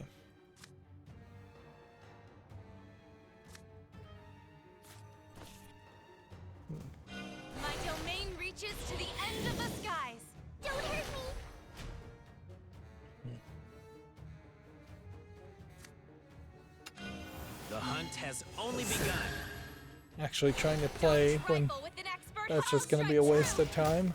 I'll see you in purgatory.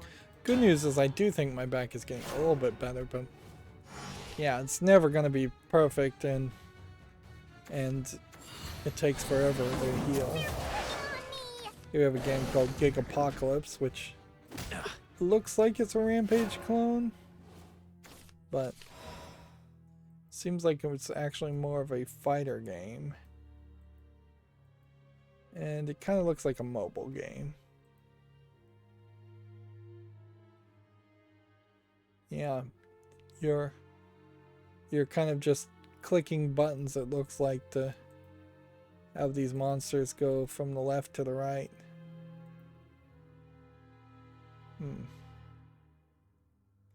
Yeah, it's almost a clicker game or an idle game. Let's see. On the other hand, it does meet all the requirements. So I think I'd be too cruel to eliminate this without considering it very hard. And I just don't think I can consider it. So I think I'm just going to leave it on the fall list. Even though by all rights it should be on the wish list, or it should just be eliminated completely.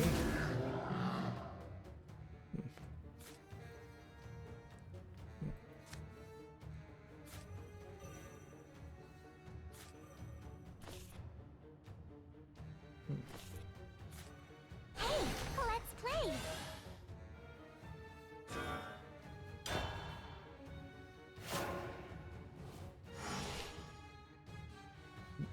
Yeah, I guess I'll just leave that on the fall list. Next is an adult game called Girl of Fighting Nations, which looks like it's Tetris with anime girls in lingerie in the background. It doesn't have enough reviews yet, so I'll leave it on the fall list.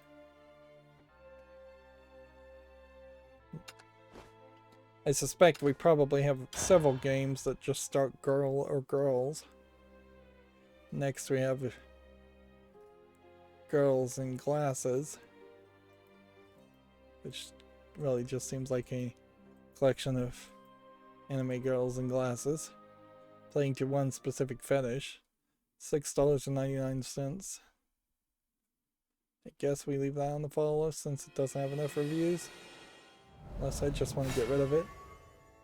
Here we have Gladiator Guild Manager, which I think might be a tower defense game more than it seems, or a simulation game. So is it a game I want to play? Visually, I just don't think I see anything here of interest. Yeah, it just doesn't feel like something I would really want to play, nor is the art style that intriguing. Early access, whole bunch of languages. I'm gonna remove that, regardless of the fact that it only came out on October 13th, and it's rated very positively. At a certain point,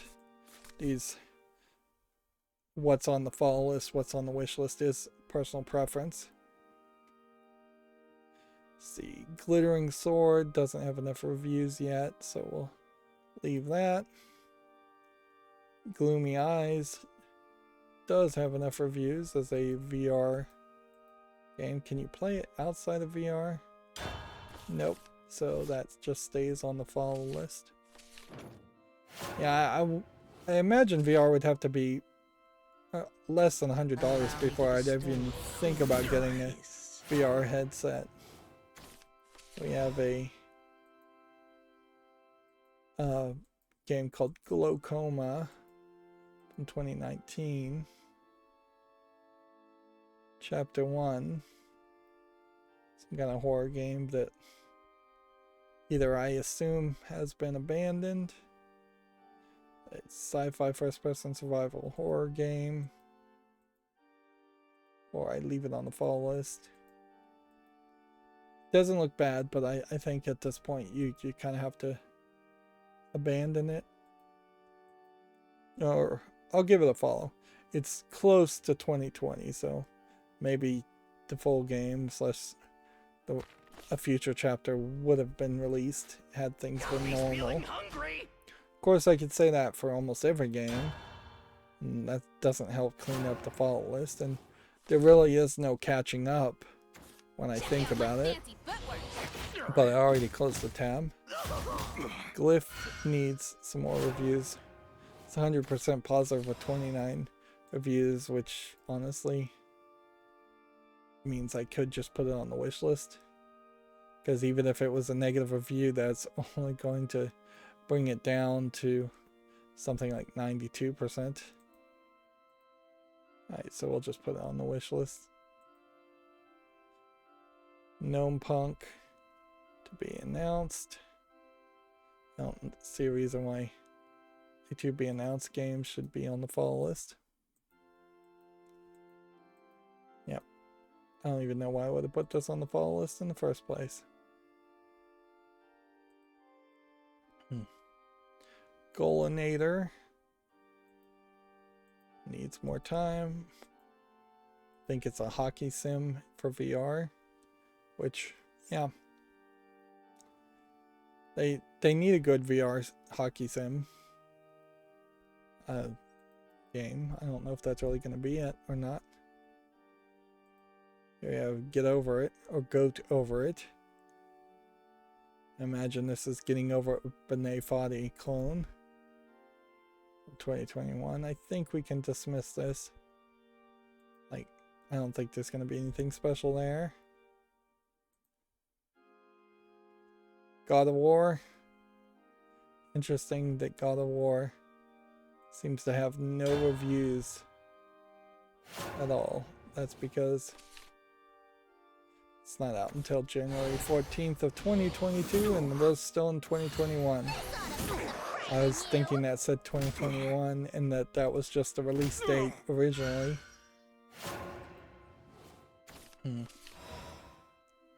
Godstrike, a bullet hell shooter game. Looks like something I'd be willing to try. I may find very frustrating. It's rated very positively. It's not in early access, so we can add that to the wish list. Of course, all of these games being added to the wish list go to the very bottom of the wish list. This game, Gold Force, I think we have to dismiss, because if you've got 50% at 13, you're probably not going to get to 75% with 15 more reviews. But I guess I could give it some more time just to see, as being extremely generous. Golden Jar Fall needs more time. Golf Around, it's rated very positively. Is this a golf game I really would want to play though? I think no. I think I have to be more honest with myself about how many golf games I would want to play. This definitely feels more like an asset flip game than anything else. 99 cents. Very well may just be an achievement game. Seems to be heavily focused on multiplayer gameplay too, so this might be one of those games that's very popular because friends are playing with it and is not actually that good as a solo product. So yeah. Next we have Golf Masters, which is this a VR game? No. Enemy or no? Well, it seems like it's VR. Has anybody reviewed it? No. Again, I guess I'll be generous and give it another year.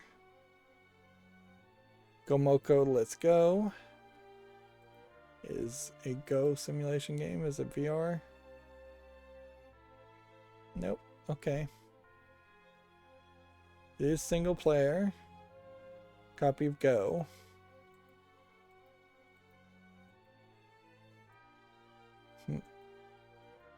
I guess I'd say okay with this, but in all honesty, there's a question about just playing Go on Tabletop Simulator. If you can play that in single player, which I don't know how many games, if any, you can actually play on Tabletop Simulator in a single player mode, or what the level of AI would be. This game Gongo needs more time. Gooberries needs more time. Good Night. It's a mess of visual nonsense. Yeah, I think I have to dismiss this game just for how much nonsense is on the screen. Early access, $14.99 English and Chinese. Yeah, I gotta get rid of that. That one button bullet hell concept. Well, that's basically just a pachinko machine or slot machine, I guess is what it is, being turned into a video game. But I say no to that. Good morning needs more time. Good night night needs more time. Goosebumps Dead of Night theoretically needs time, but it does have that name recognition too, so I'm just going to go ahead and put it on the wish list. It's too expensive at $29.99. And honestly, I don't know how much name recognition really exists for the Goosebumps series as far as a crossover to video games. Here we have a game called Gordian Quest, which looks like it's somewhat of a card-based experience. Looks nicely polished, but it's still early access, so we'll give it some more time.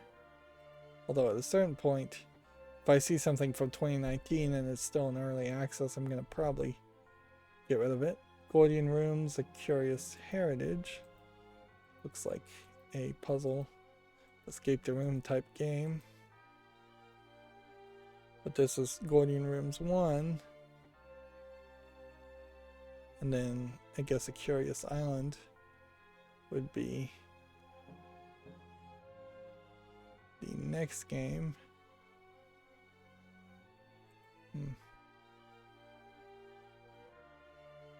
Yeah, and it's not out yet. So, since the second chapter of this game is not out yet, I'll just leave them both on the follow list. Gorn. This is one of those games that will make it to the wish list, but I'll probably never buy it. Let's see. That requires VR, so I'll definitely never buy it then. Gothic, I think, has name recognition, so there's historical relevancy for it. So I'm going to go ahead and put that on the wish list. But again, this is one of those older games that I probably wouldn't buy. Gothic murder adventure that changes destiny. Needs a few more reviews as a multiple ending visual novel. $8.39 is not too bad. English only is a little spooky as far as visual novels go. Governor of Poker 3. Looks like a decent poker game. Free to play with in-app purchases though, so yeah, I think I'll say no to that.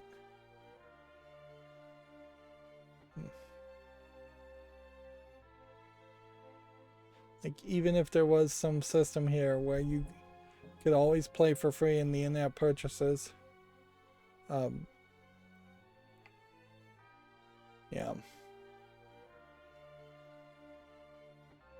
Loads of free chips every few hours. These games will give you a ton of free chips in a lot of cases, but then you will become addicted to it and you'll burn through those chips very quickly. If I'm going to cover a poker game, just for my own personal morals, I think it's got to be 100% free, or 100% free where you can't buy chips and maybe buy cosmetic things through DLC or in-app purchases. Let's see, we have a game here called Grab Toy, which looks like it's a Catherine clone. Maybe I'd think about that, but let's give it some more time. I put on the list just a couple weeks ago. This one's mixed, so we can get rid of this. Grand Casino Tycoon. The idea of running a tycoon is an interesting idea, though. It's a shame they didn't implement it. This one has 3 reviews from 2020, and Grandfather Island doesn't look like something that should be on the fall list, so we'll get rid of that. Grandma Badass Bundle episodes. Looks like a point-and-click adventure game. I don't even remember seeing this. Episode 1 and Episode 2. In total, costs $7.98. We'll leave this on the follow list to see if it gets some reviews. Grandma's Tale apparently isn't out yet.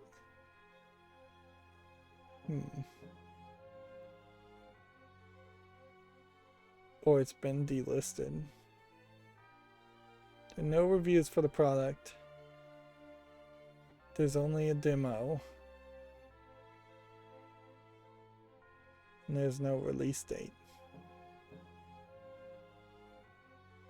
Which means this could have been on the fall list for a very long time. It still looks kind of interesting though. I'll leave it on the fall list. Here we have a game called Graven, which is mostly mixed and by the majority of reviews. So I think we're going to have to say no to that. We have about probably 40 more games. Gravia needs more time. Gravitational needs more time. Gravvolse is very positive as a puzzle platformer. Is it out of early access? Yes. It is just a concept, though. It's a free game. Vertical slice or demo of a game, basically. Greek Memories of Azure is rated very positively. Is it out of early access? I don't recognize this game at all. Interesting. Came out this year. Alright, well, put it on the wish list. Looks like it's hack and slash side scrolling game with some puzzle platforming too.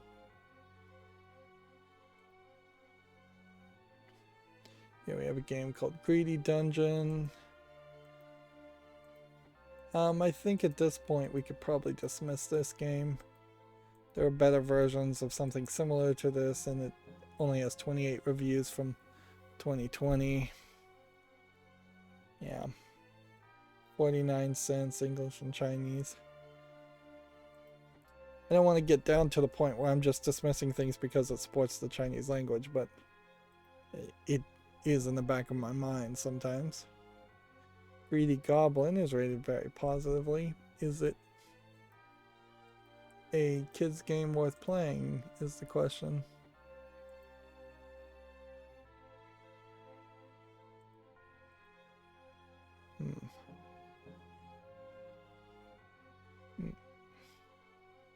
So it's kind of like a runner, but not an infinite runner, I don't think.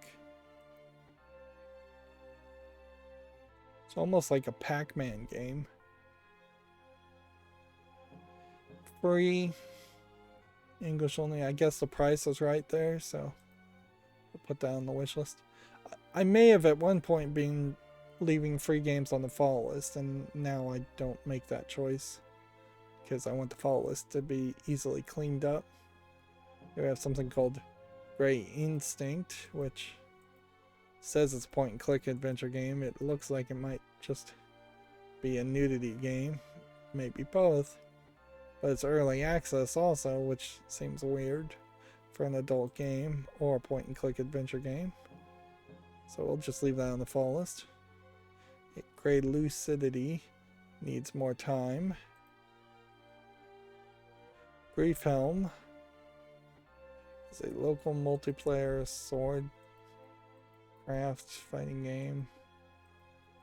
I don't think I see anything here of interest. No. It says it has single player, but it seems to be more focused.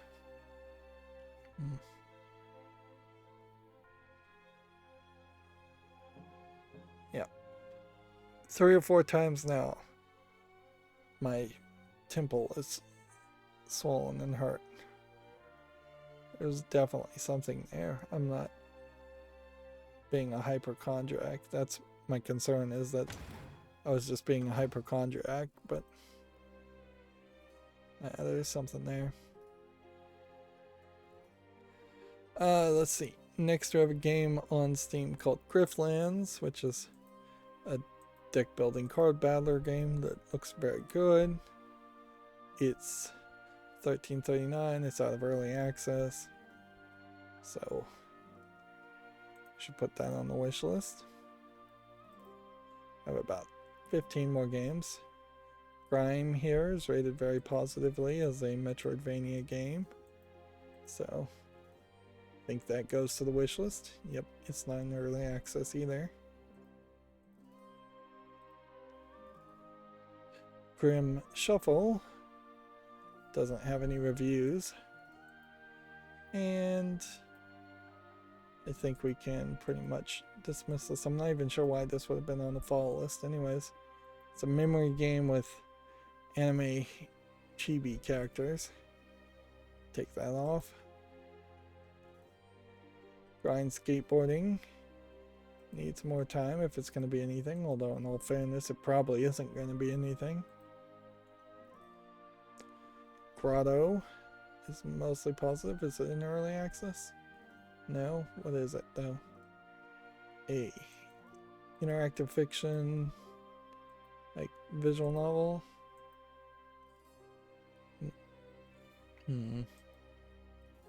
Wouldn't really call it a visual novel, but it does seem like it's mostly text-based in conversations, but whatever. We'll put it on the wish list. Maybe I'm being a little too generous at this point. Ground Zero Nuclear Edition. Maybe an old FMV game. And may never get enough reviews to justify putting it on the wish list, but the relevancy there might be a reason to do this, particularly if I start really covering a lot of the FMV games I already have and I start trying to find older ones or less relevant ones. Grounded is still in early access from July of 2020. Groundhog Day, like Father and Son, is very positive, but I believe it is VR only. That was based on a Groundhog Day movie sequel, I think, came out. Maybe it didn't come out. I don't even remember. It definitely doesn't have much relevancy now. Grow Big or Grow Home Ultimate Edition. What is this? I don't know why this is on the follow list.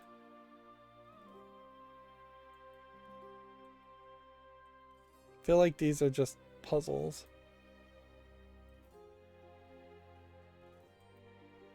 Yeah. That doesn't look interesting, so I'm going to take that off. 323. Grow Song of the Evertree is very positive. Looks like a kid-friendly type of game. Seems to be an exploration, maybe gardening game. It's not in early access, so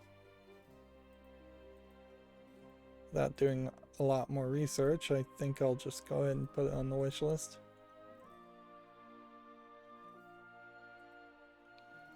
I don't want to start like convincing myself to eliminate things or look deeper into things.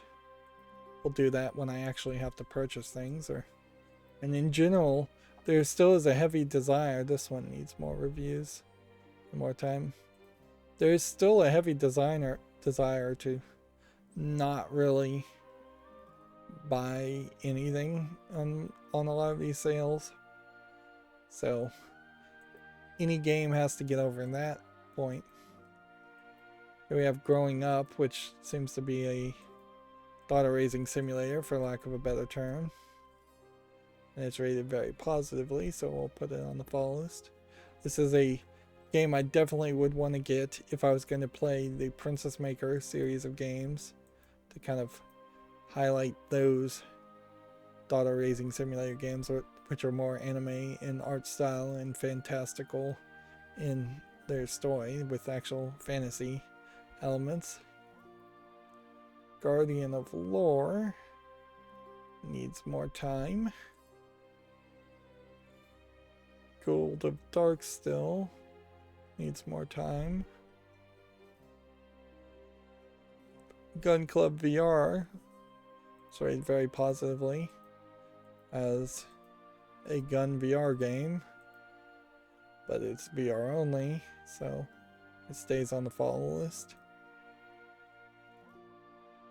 That would be, if I ever did get a VR headset, it would be a lot of work, but it would be very nice to be able to just take everything that's VR and put it on the wish list at that point. Gunman and the Witch is rated mostly positively. Is it in early access still? Yes, it is. Some of these pages did not load. Guns and Runs needs more time. Gustav Vasa, Adventures of Dollies, needs probably a lot more time. We have about 4 more. Gustavo Kingdom Rebirth needs more time.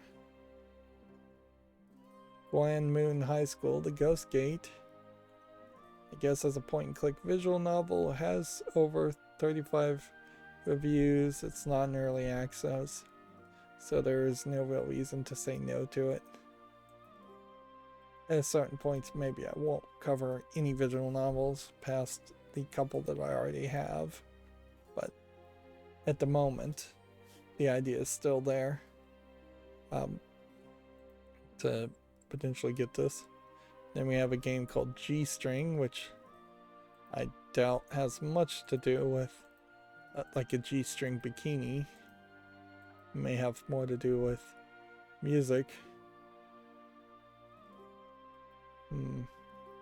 Was rated very positively. 1529 English full audio. Well over a decade of development, it's finally released.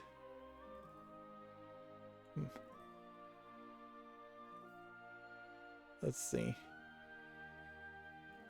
The game now is being improved upon over the course of a few years with a series of updates named after Brawl Cup sizes. Right now we are at B Cup. So that seems silly.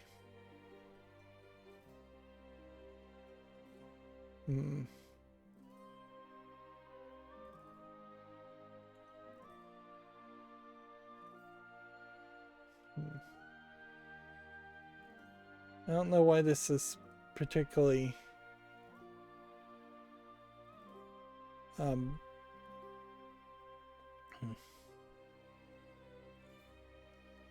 as a vague sexual undertone, according to the descriptions.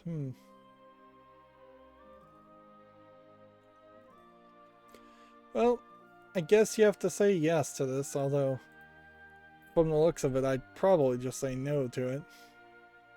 You'd have to get this fairly cheap, certainly.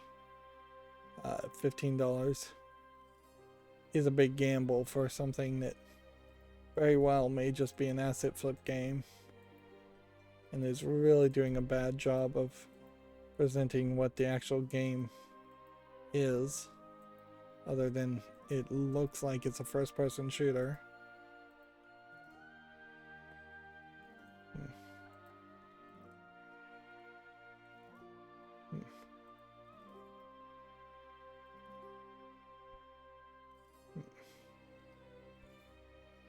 Yeah, it actually looks like there is a bit of a game here.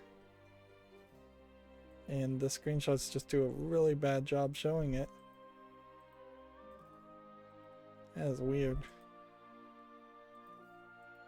Spend over a decade working on your game and never think to maybe hire somebody to make better screenshots. Alright, well, with that, that's all the G level the G-level games on the follow list that I had open, so we've been able to do a full follow list cleanup. And so let me just briefly double check to see if there's any new news worth talking about. And then we'll just call it a day. Like, there's really no reason to leave any games for Wednesday.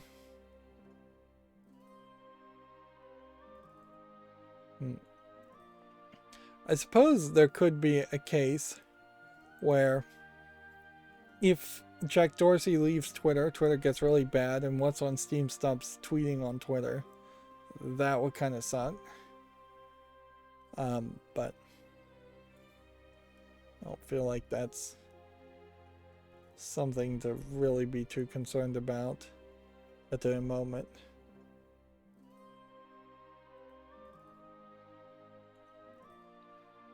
So, yeah. There's a couple things we'll talk about as we wrap up here, but we're going to be fairly quickly done. And I'd be very happy to be done every live stream at the 2 hours and 45 mark instead of it potentially being 3 hours, 4 hours, or sometimes even longer.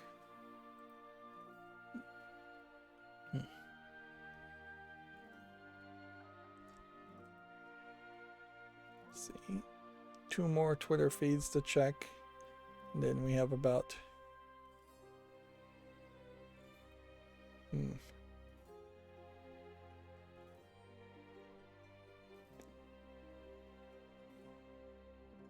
let's see.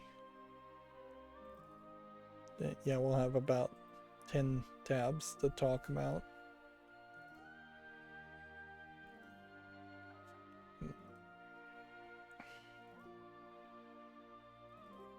Yeah, but basically nothing is going on.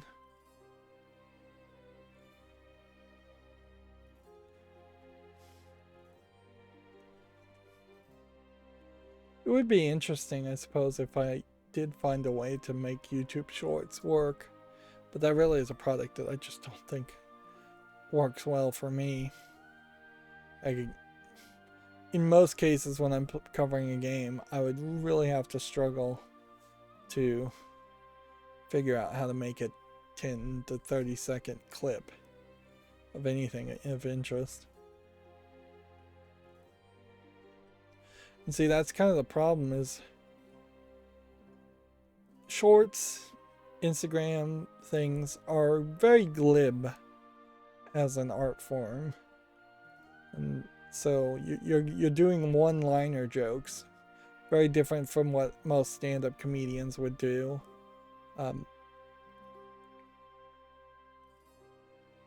And yeah, there's really no time for setup or punchlines or anything like that. You just gotta bang out one-liner for each one. Alright, so CD Projekt says Cyberpunk and Witcher will add multiplayer features gradually. Obviously, CD Projekt is answering some questions to some investors or some newspaper source. They also say it's way too early for Cyberpunk 2077 to come to Xbox Game Pass. The game Dauntless is coming to the PS5 and Xbox Series on December 2nd, according to Gamatsu. Gran Turismo has been classified by the Australian Ratings Board. Seems to have gotten a G for Gran Turismo 7. Seems reasonable. Vampire the Masquerade Swan Song has been delayed to May 19th, according to Gamatsu. Which, okay. These Vampire the Masquerade games do feel like they were premature to announce and were unlikely to be really finished. GameDeveloper.com has an article. Following a decline in Good Old Games profits, CD Projekt deems the storefront a challenge. CD Projekt has also narrowed down the launch window for the next generations of Cyberpunk 2077 and Witcher 3 Wild Hunt to next year. Good Old Games profits being down are a problem of their own making, frankly. Putting the wrong people in charge of it, putting games with DRM on their storefront in the first place, and then labeling those games as not having DRM when they definitely had de novo in them is a problem. Just like real problems there. Here we have a game on Steam called Striving Light. This looks like a top-down twin-stick shooter. Yeah, I don't think there's anything particularly visually polished here that would make me want to play this. Generally, just running around killing things, even if it's a roguelike, even if you level up, doesn't feel right. I feel like you need to go through a dungeon and not just be in mostly open areas. I think you need to be kind of boxed in. Here we have something called PBX, which looks like absolute garbage. Here we have something called Candy Maker, which looks like garbage. Here we have a game called Paper Planet,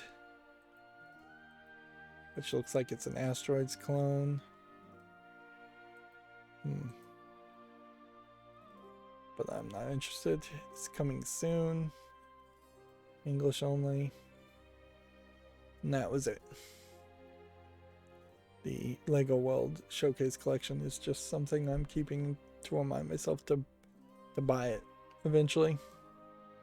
So yeah, less than 3 hours. That's going to be it for this stream. As always, I ask you to like, share, subscribe, comment, and watch every second of my videos. If you want to friend or follow me on any social media sites, there's a whole bunch of links down below. Thank you for watching. Have a good evening.